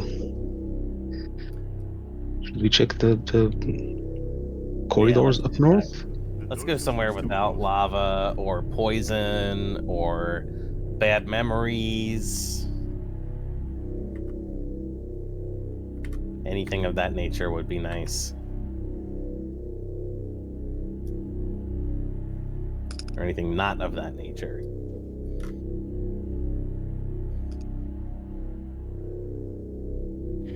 Okay, so you head north towards those winding corridors with the torture implements in those little alcoves and the soul orbs, or whatever we want to call them, delicately balanced on some of those sconces.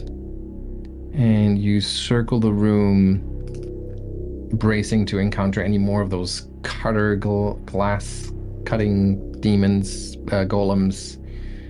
But it looks like you've cleared the place. What is all that item blah blah blah does not exist stuff? Do you get that message on No. the screen too? No. I keep getting it sometimes, yeah. Okay. Yeah, so you circle the whole thing, and then as you make it all the way to the west, you find a slightly wider alcove that has a set of double doors in it. Wait, was that orb another soul orb that we passed right now? Yes, there are. Yes, you pass a couple of them. Did they all seem to be filled with souls? They all look and feel very much the same. Okay. Double door. Oh, okay, we're going in. Okay, yeah, so push the door open.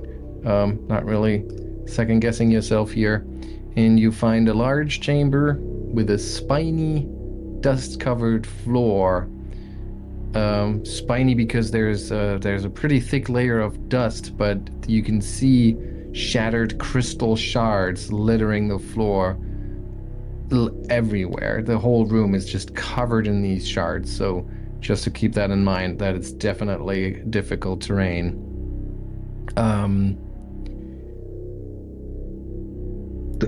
Does it look like similar to the glass from the golems we fought?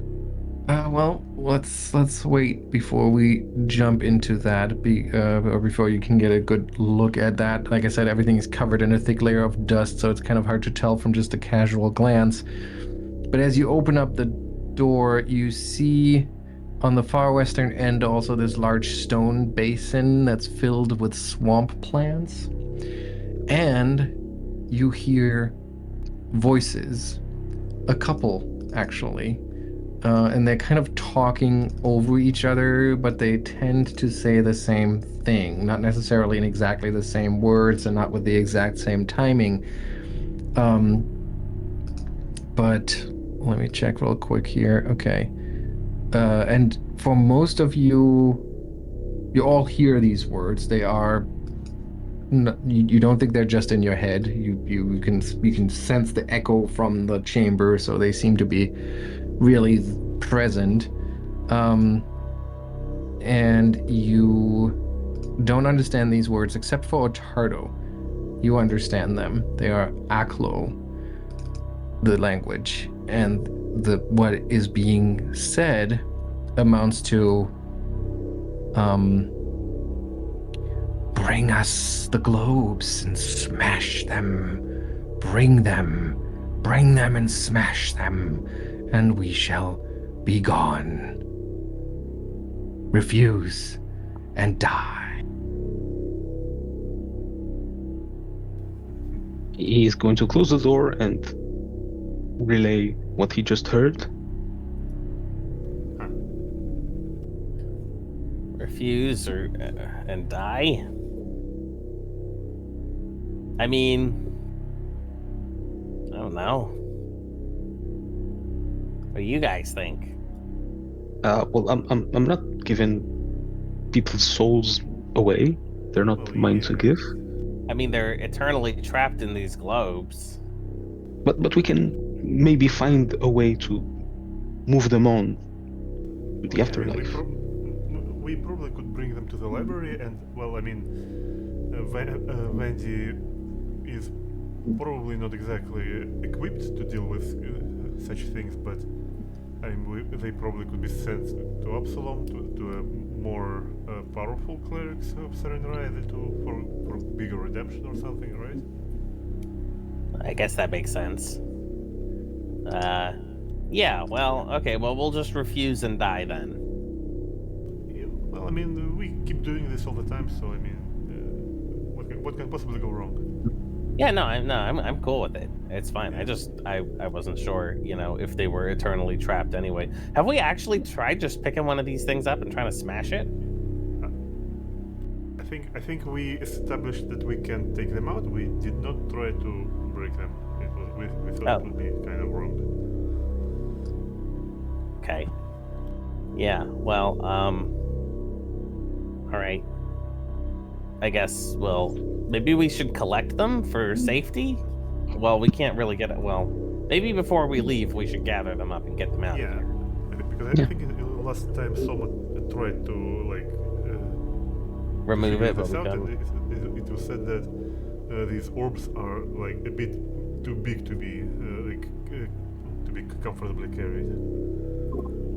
Yeah, well, they're pretty unwieldy, and they seem pretty fragile as well, so that's a bad combo if you don't want to risk accidentally cracking them.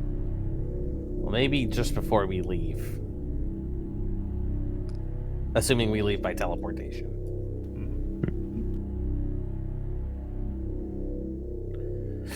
Huh. Okay, well... Oh, you know what?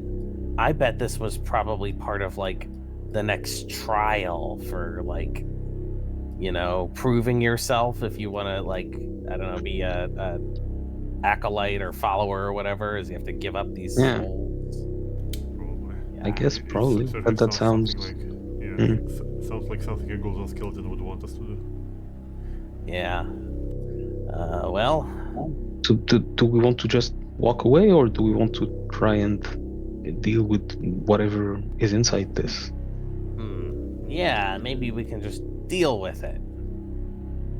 Well, I'm game to try. I'm feeling good now. I still got some of my spell slots left, so actually I haven't used that many. I'm feeling fairly confident that we probably can deal with those things. On the other hand, I mean, they've been entombed there for how long? I mean, I think we can probably just leave them as well. I mean, can we? Belcora's ghost is still roaming around. I feel like she's gonna keep trying to do stuff here if we, like, walk out.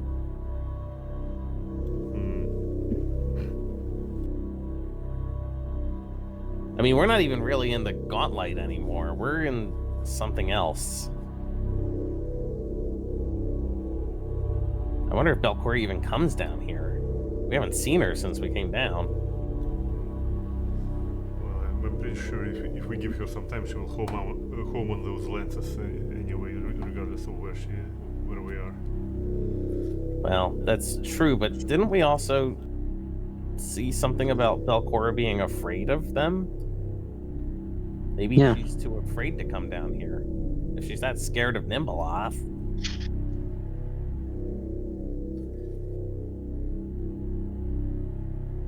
I don't know, just speculating. We can go try to stand it up and spit in that thing's face, whatever it is in there.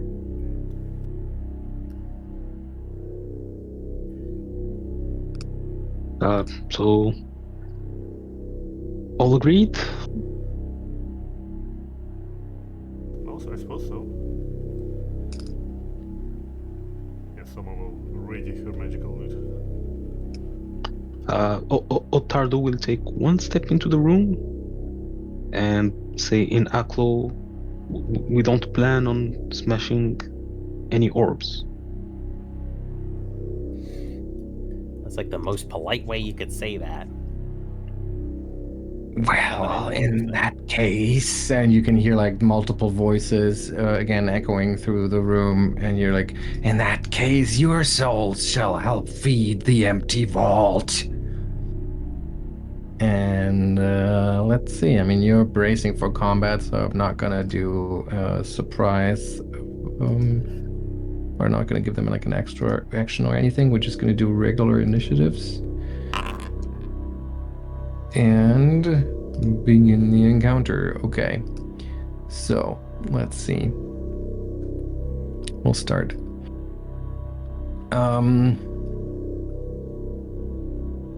Give me just a second while I'm figuring this out.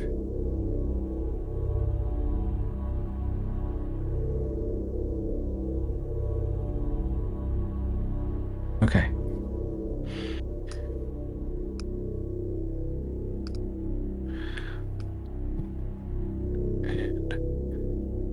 Okay, what happens is that for a brief moment, Ottardo, you feel this presence coming closer.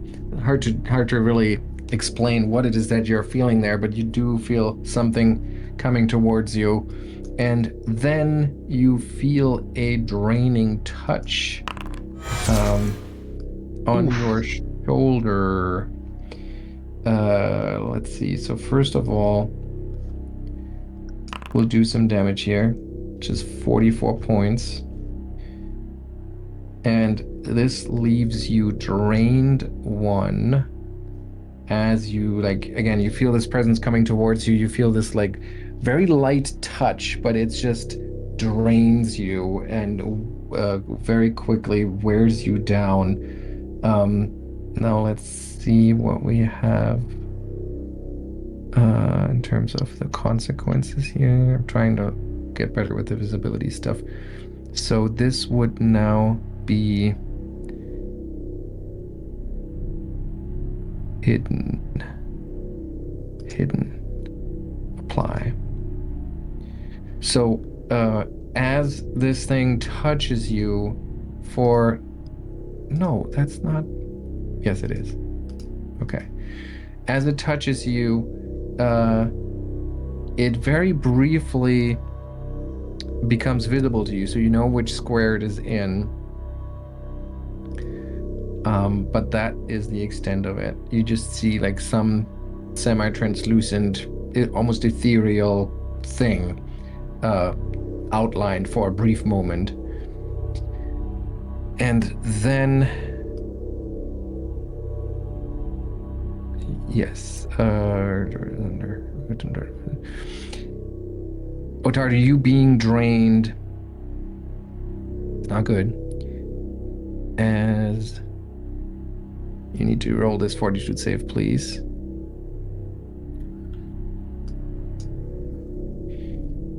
You succeed on the roll, but you still take half of this damage. That should be a crit success? It is a crit success. Yes, it is a crit because success. Of the upgrade. Yeah.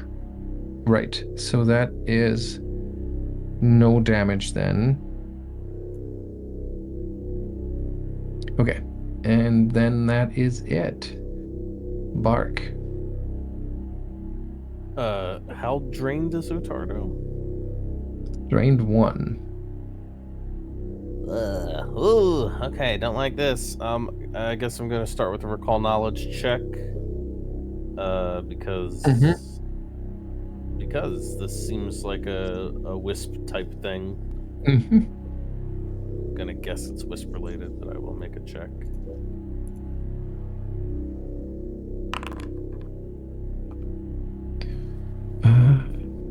See the check here.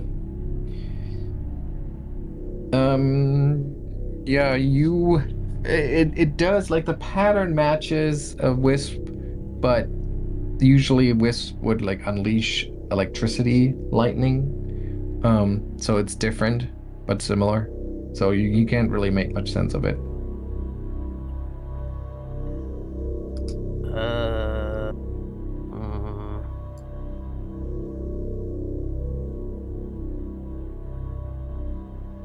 Yikes. Don't really know what to do about this guy right now, but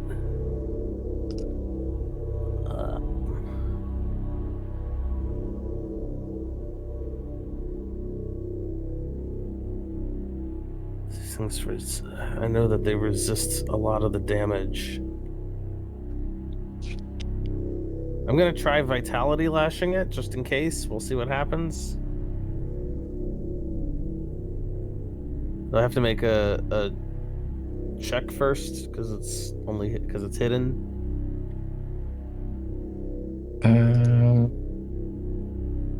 Yes.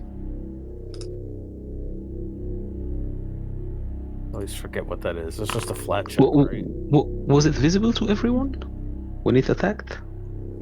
For a brief moment, but that is the mechanical effect of that is that it's just hidden, and so it's a DC 11 flat Which check. I just failed my flat check. Oh, So okay. Yeah. I guess I'm done. You could seek if you want to.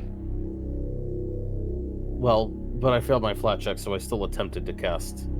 Oh, and that would be 2 actions. You're right. Yes. Yeah. Well, that was great. Sandy. Okay, Sandy, so the thing briefly, he is... Oh, I did not... Okay, let me just apply rage there. Yep, he is going to move to flank the thing. He's going to attempt to strike it. Let's see, flat check. He fails. And then he's going to attempt a second time. Guess that's a success. Maybe. And nope. Misses. Oh, it's included in the attack now. In the attack thingy. Okay. And I believe that's his turn. Okay. All right.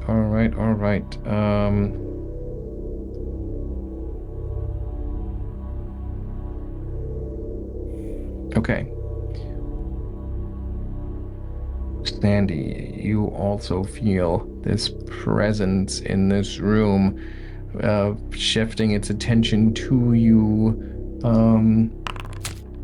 You feel the slightest of a touch, causing, oops, Ottardo, ignore it, causing 31 points of damage.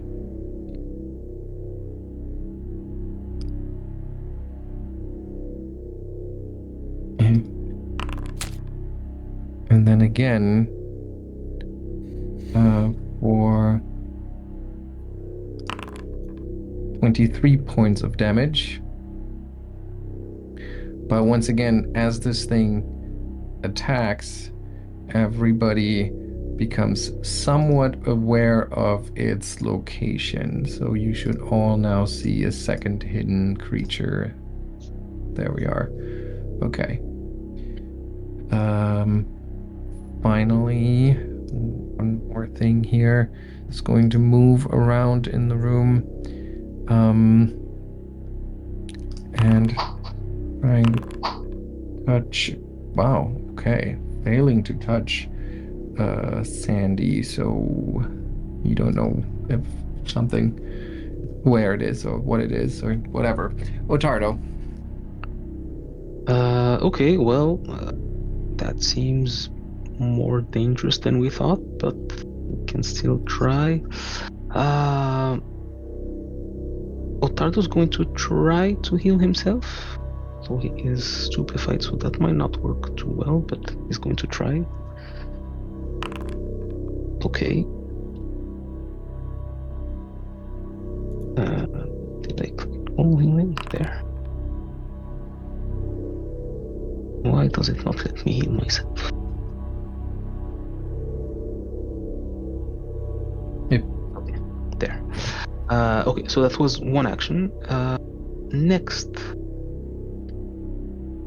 I guess he'll target the thing that touched him in the first place. Okay, yeah, try to. Well, that's a fail anyway. He's going to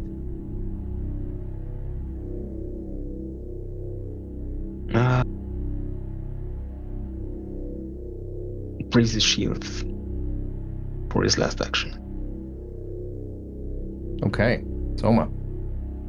Alright, well, Souma will probably immediately start having flashbacks to our other fights with wisps, so she will quietly nod to herself and start rummaging through her backpack. Because in her backpack she has a tool to deal with that, which is called the Wand of Sea Invisibility, which she will use with her other two actions, and will cast See the Unseen. They are concealed to you. Okay, let me. I can actually drag it. It should show it to me, and according to the updated description of See the Unseen, I actually can see them as if they were not invisible. So they are actually visible. Yes, they Just observe, basically. Okay. Although no, So- you can see the invisible creatures as if they were invisible, although their features are blurred, making them concealed and difficult to identify. Never Yeah. mind, they are concealed. There we are. Okay, so they are concealed. There's that one. And does that work?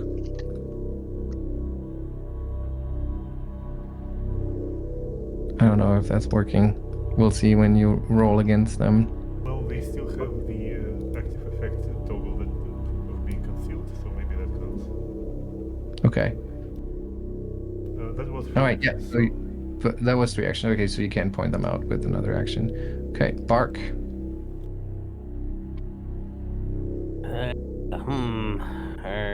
Right. I'm starting to remember more. I'm assuming these things are semi-wispy. Nobody's actually hit this thing with magic yet, right? Nope. Not yet. Okay, well,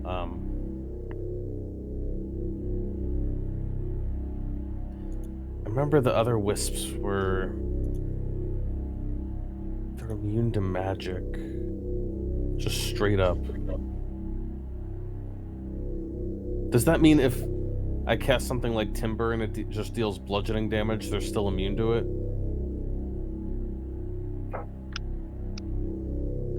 I believe so. Okay. Well, there's really not a lot I can do besides try to heal people, so... What about a summoned creature? That should be fine, right? Because it's just the creature's attacks. It's just... I don't know. I mean, let's see. I mean, it's not the spell hurting them. It's you just use the spell to summon the creature. Yeah. But I think even if if it's bludgeoning damage or whatever. Right, it's but for the damage. I'm not arguing the damage type, but the No, source I would be- know, but I'm still going, or I'm still thinking about that though, because the first part. hang on, what does It's still damage from a magical source. It has the magical trait in the spell, so I would assume it doesn't Okay, I think that's a good way to think about it. Everything that has the magical trait would be immune from with some unless there are specific exceptions. But does the attack of a summoned creature have the magical trait? Probably not. So that should work. Yeah. A summoned creature has the summoned trait, but I don't see anything that says the summoned trait confers magical trait to it. It has the minion trait if it tries to cast a spell, causing its own spell if it summons a spell. Otherwise, some creature uses standard abilities for creatures of its kind. Yeah, it says, otherwise, the summoned creature uses the standard ability for creatures of its kind. So it doesn't imbue any traits to its existing abilities. Okay, and these things still take normal physical damage, right? From our experience. The wisps you've previously encountered, I believe, did, yes. Okay, yeah, all right. So Bark's like, I can't do much, but if you guys give me a little bit of, oh wait, I can summon in a range, right? I can summon in a range. All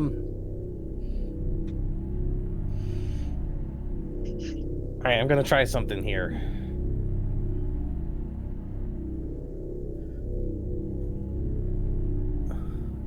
I'm gonna summon a giant. Wait, how high are the ceilings? I was going to say that might be a little rough. As long as they're at here. least 10 feet, we're good. Yeah, 10 feet is fine. Yeah, 10 feet. All right. Definitely. We're gonna summon an old friend I made back in my wilderness wandering days, a hill giant. You got interesting friends. His name's Marv. Marv the giant. There he is. All right, and I guess he rolls his own initiative, right? That's how it works with summons.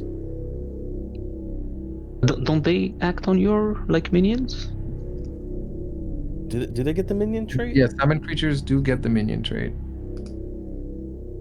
Summon trait. Yes, I mean, at least summon dragons act on the turn when they show And up. the So summoned trait, and it must appear highest level. Okay, so I can't do anything with it until next round?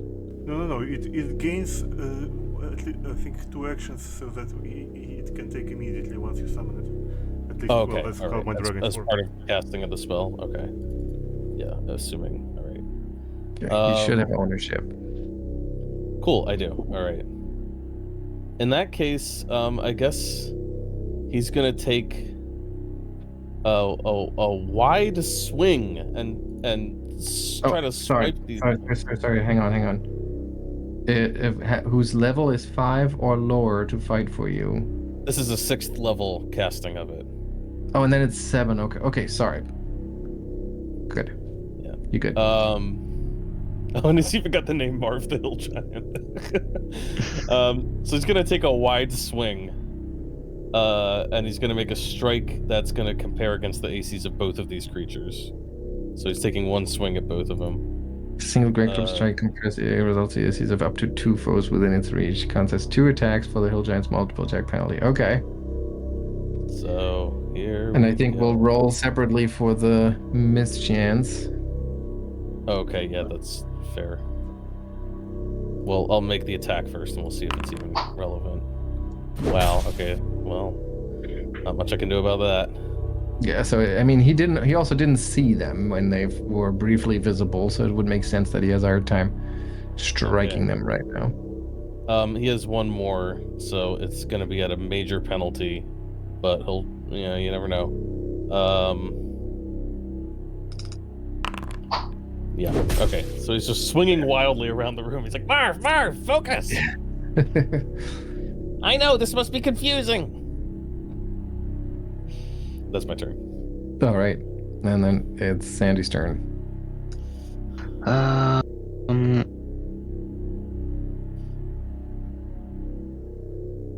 Ooh.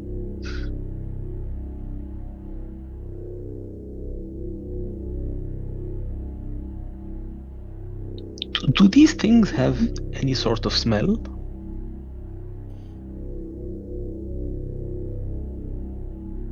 I was actually wondering about that too. Any sort of smell? Yeah. How would you know that? So You can seek and using your nose. here's the thing. Sandy has acute scent, which means that when your anger is heightened, your sense of smell improves while raging. Imprecise scent with a range of 30 feet. Okay. Well, I mean, to find out, he would have to seek. Okay. Okay, you can do that. Do they smell like a swamp? Let's see.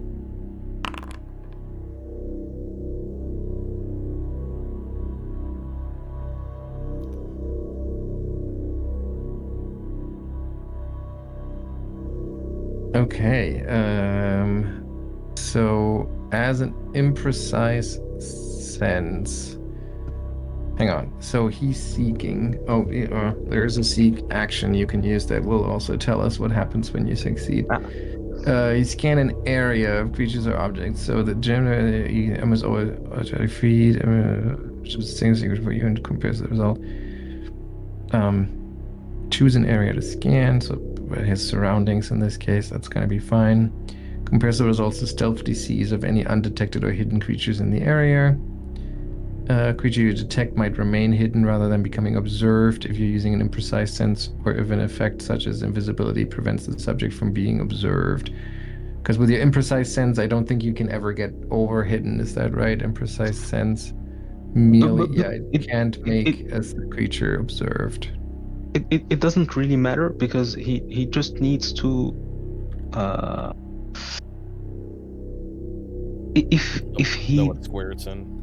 Yeah, no, not even that. He has another barbarian feat that says when you make a melee strike against an opponent that you are detecting using strike, he can ignore the flat check. Ooh. It also says you can usually sense a creature automatically with an imprecise sense, but it has the hidden condition instead of the observed condition. It might be undetected if it's using stealth. Where did you see that? In the definition of imprecise sense. Oh, right. If they're not trying to hide, right? Right. If they're not actively trying to hide, then the imprecise sense will automatically pick them up with hidden. And then with scent, it's like, are they trying to hide their smell, basically? I don't know. Or should you just, when you're trying to hide, you're trying to hide everything? I don't know. I'm going to say with his imprecise scent, yeah, they would smell incredibly strongly like swamp water, like stagnant, moldy swamp water. And with his acute scent, he would have noticed that there is another one that has come closer as the smell gets more and more overpowering. So we're going to make this one hidden for him, even though I know it doesn't really matter the level of but that is by the book. So yeah, so he knows that he's surrounded by these creatures right now. Okay. And now he can take his instinctive strike, but ignore the flat check. All right. Well, he will target the first one. Did he need to make that seek at the beginning? No. Okay. You're right, because he should. I mean, this is really weird because... Yeah. It says like you can create for scent to work, they have to have an aroma. First of all, that's not a game term. Like it's not like a stat block says whether things have an aroma. Yeah. There is no way to hide your smell. And now this says if it's detected with scent, you ignore the mischance. So I would say that everything that's corporeal essentially is no longer able to have a mischance against him. I mean, I would argue there are ways to obscure your smell, either by rubbing yourself with something, or you could say that if the room is swampy and they smell like a swamp, then maybe it's harder to detect them. Or Yeah, maybe if they're in like this case behind they the were wall of right next force. to him. Yeah, in this case they were right next to him, so he would have noticed. But yeah, you're right. I guess, they would have to know that they actually have to Right. hide there. And, like that's like, yeah. Okay. Well, but I'm not gonna argue. He took a great ability here, a great set of abilities. So I'm not gonna poke holes in that. Um, he's gonna poke holes in them instead. So which one? Okay, this one. So that's a 39, which is a hit. Big bludgeoning holes. And he crushes something for 22 points, something that smells like swamp, and then misses with his second. And the third is another miss. Okay, so they have ganged up on him, however, and are targeting him specifically. Let's see. First one misses. Second is a hit and does 20 points of damage, and the third one is a miss. And then we move on to the next creature over here, which is trying to touch him and succeeds for 29 points. So in this case, as it succeeds, that makes it also hidden for everyone else. Hidden, but it's still concealed for Soma. Okay, when it's working, it is great, that visioner thing. Module. I hope that everyone has the right visibility right now, but I think that you do. That's really great. Right now it appears hidden. All three appear hidden. Is that? That's right. That's what it should Okay. be. Because it just successfully attacked, and when it does, you can just briefly see a silhouette of the thing, of like a skull-like thing in a cloud of dark greenish fog, but only for a brief moment, so it is hidden. So that was the first attack of the second one. Now let's go for the second attack of the second one. A miss, and the third one is another miss. Okay, and then it's Ottardo's turn. Okay, Ottardo has still has one hidden. So he's going to try to land a hit. That's a miss in any case. He's going to try again, and that's also a miss in any case. Last action, he's going to raise his shield. Okay, Soma. Well, this is becoming a quite difficult situation. So if I point it out, will it downgrade their hidden to concealed, or it will do nothing? Well, Let's actually see. says. I think it think does. it just gives you the square. The creature's hidden. Yeah, it's you can make something undetected hidden for them. Yeah. Okay. So. Yeah, that sucks. All right. So okay, let's try then. Well, okay, Bark. I'll try to vitality lash to them, and you try to keep them alive. Okay. Okay, let's see if that does anything. Yeah. Alright, in that case, then, firstly, I will inspire defense.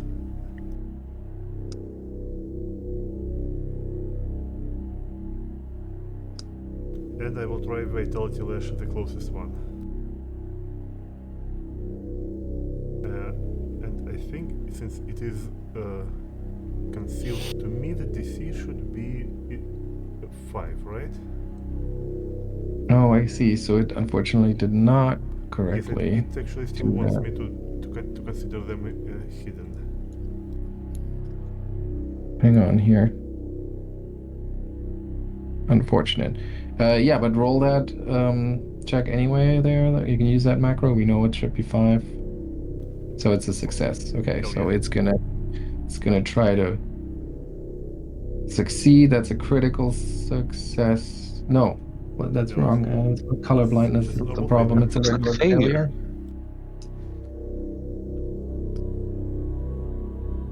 So it gets bong, and let's see what happens. It. What?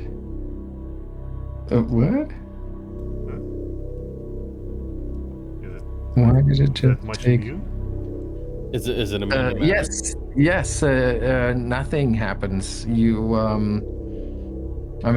lash out with that powerful discharge of vitality, trying to to destroy its corrupted essence, but it seems to have no effect, and I think you'd be aware of that.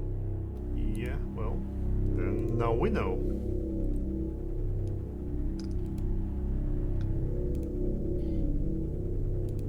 But let me hang on here. No, I think this is now broken actually, because what used to be the positive trait is now the vitality trait, right? Yeah. Yeah, so I think the automation is broken here. In fact, it is more than effective. Oh. It takes 32 points of damage. Ooh. Now we know even better, so even better news. So Okay, and it does have negative healing. Interesting. Void you healing. don't know that. I mean, you know that it's vulnerable to vitality. Right. Yeah. That you would know, but doesn't necessarily mean negative healing. Okay, so it's targeting Sandy here, trying to touch him, succeeding, causing 26 points of damage. Another touch misses, and the third touch misses as well. And then it's Bark's turn. Okay. This is interesting. All right. So, first I'm going to sustain the spell, the summon, and let Marv take his swings.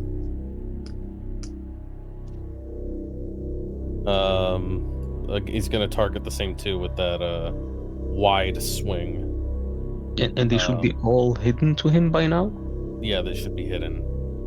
So there's still that 50-50 shot that he's just gonna miss.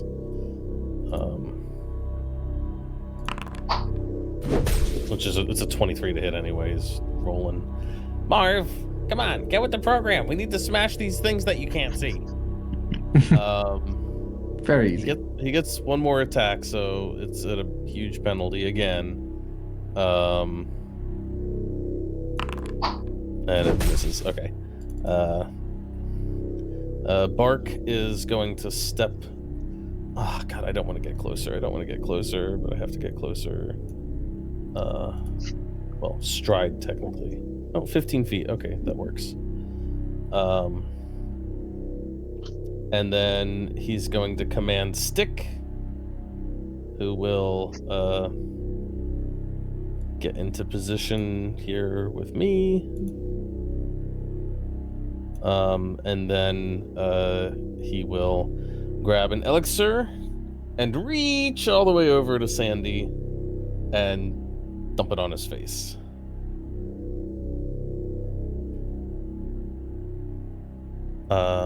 Which is going to be the big elixir, the moderate. Giving him 32 hit points back. And that's my turn. Sandy.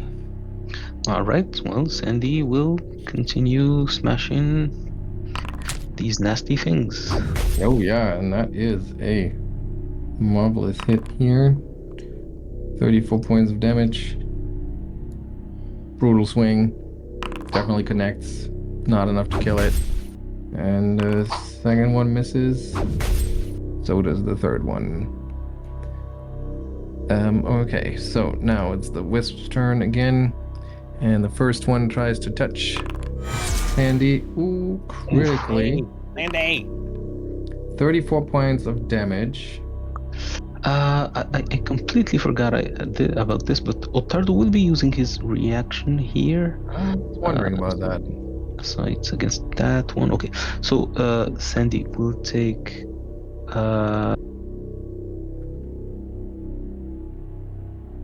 21 points of damage. Ottardo will attempt to strike.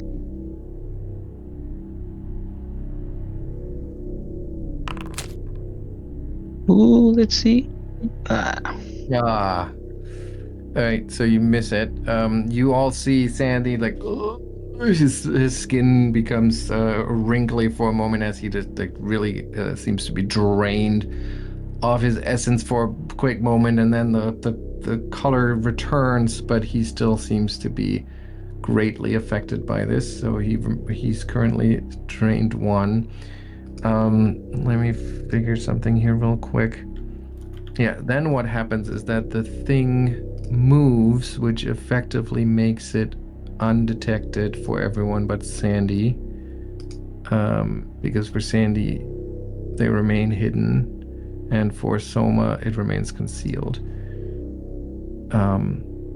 So it moves, is what I said. And then with its third action, it is going to feed on Sandy's despair. At least it's going to try to. So I'm going to need Sandy to roll this fortitude save, which I'll probably ace, but who knows. What is that? Can't see the numbers. It's really annoying. That's So- a failure, I believe. Oh, right, because only successes become crit, but failures stay failure. Okay, so in this case, You know what? He'll spend the hero point here. okay, then re-roll it. Do I? Well, where can I click to re-roll it? It's... I think. Right click. Oh, okay. Click it and then re-rolling. Hero point there. There. Yeah. That's better. So that's a crit success, correct? And that means he takes no damage. All right, that was that wisp. Now the other one is also going to try to touch him. Draining touch.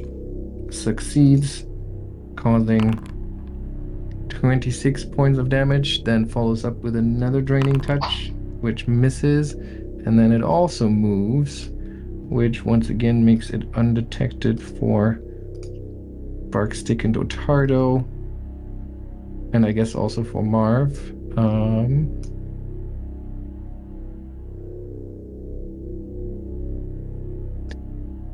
This all looks correct in terms of visibility. Yes. Okay. And then it's Ottardo's turn. Okay.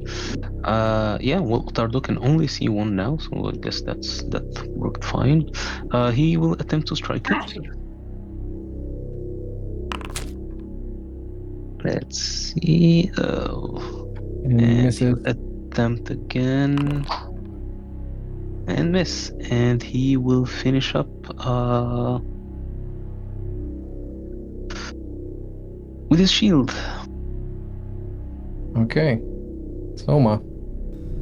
Okay, this starts getting really kind of not good for Sandy, but I think I'll have to try to end at least this one wisp before I can charge in and try to negate his drained conditions.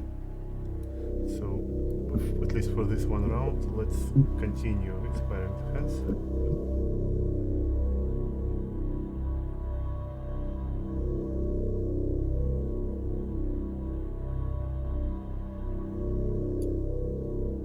Don't forget Marv. Yes, alright, he'll need that. Yeah, and try to Vitality Lash this one again.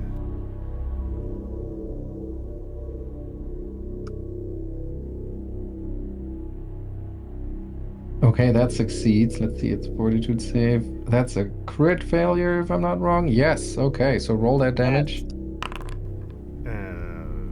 17. Well, but that's Jesus 34 Christ, how points many? plus the weakness. Does the weakness double? Doesn't really matter in this case, but would it? I don't think. I don't think so, yeah. And that wisp is destroyed and ends up a slimy, oily puddle of swamp water on the floor. Just out of thin air, you can see like how this water starts dripping down and pooling on the floor in what looks like stagnant swamp water. Alright. Was that your turn? Yeah, that would be it, so that's Okay. a good turn. So we're at the top of the round. Is that correct? Yes, we're at the top of the round now.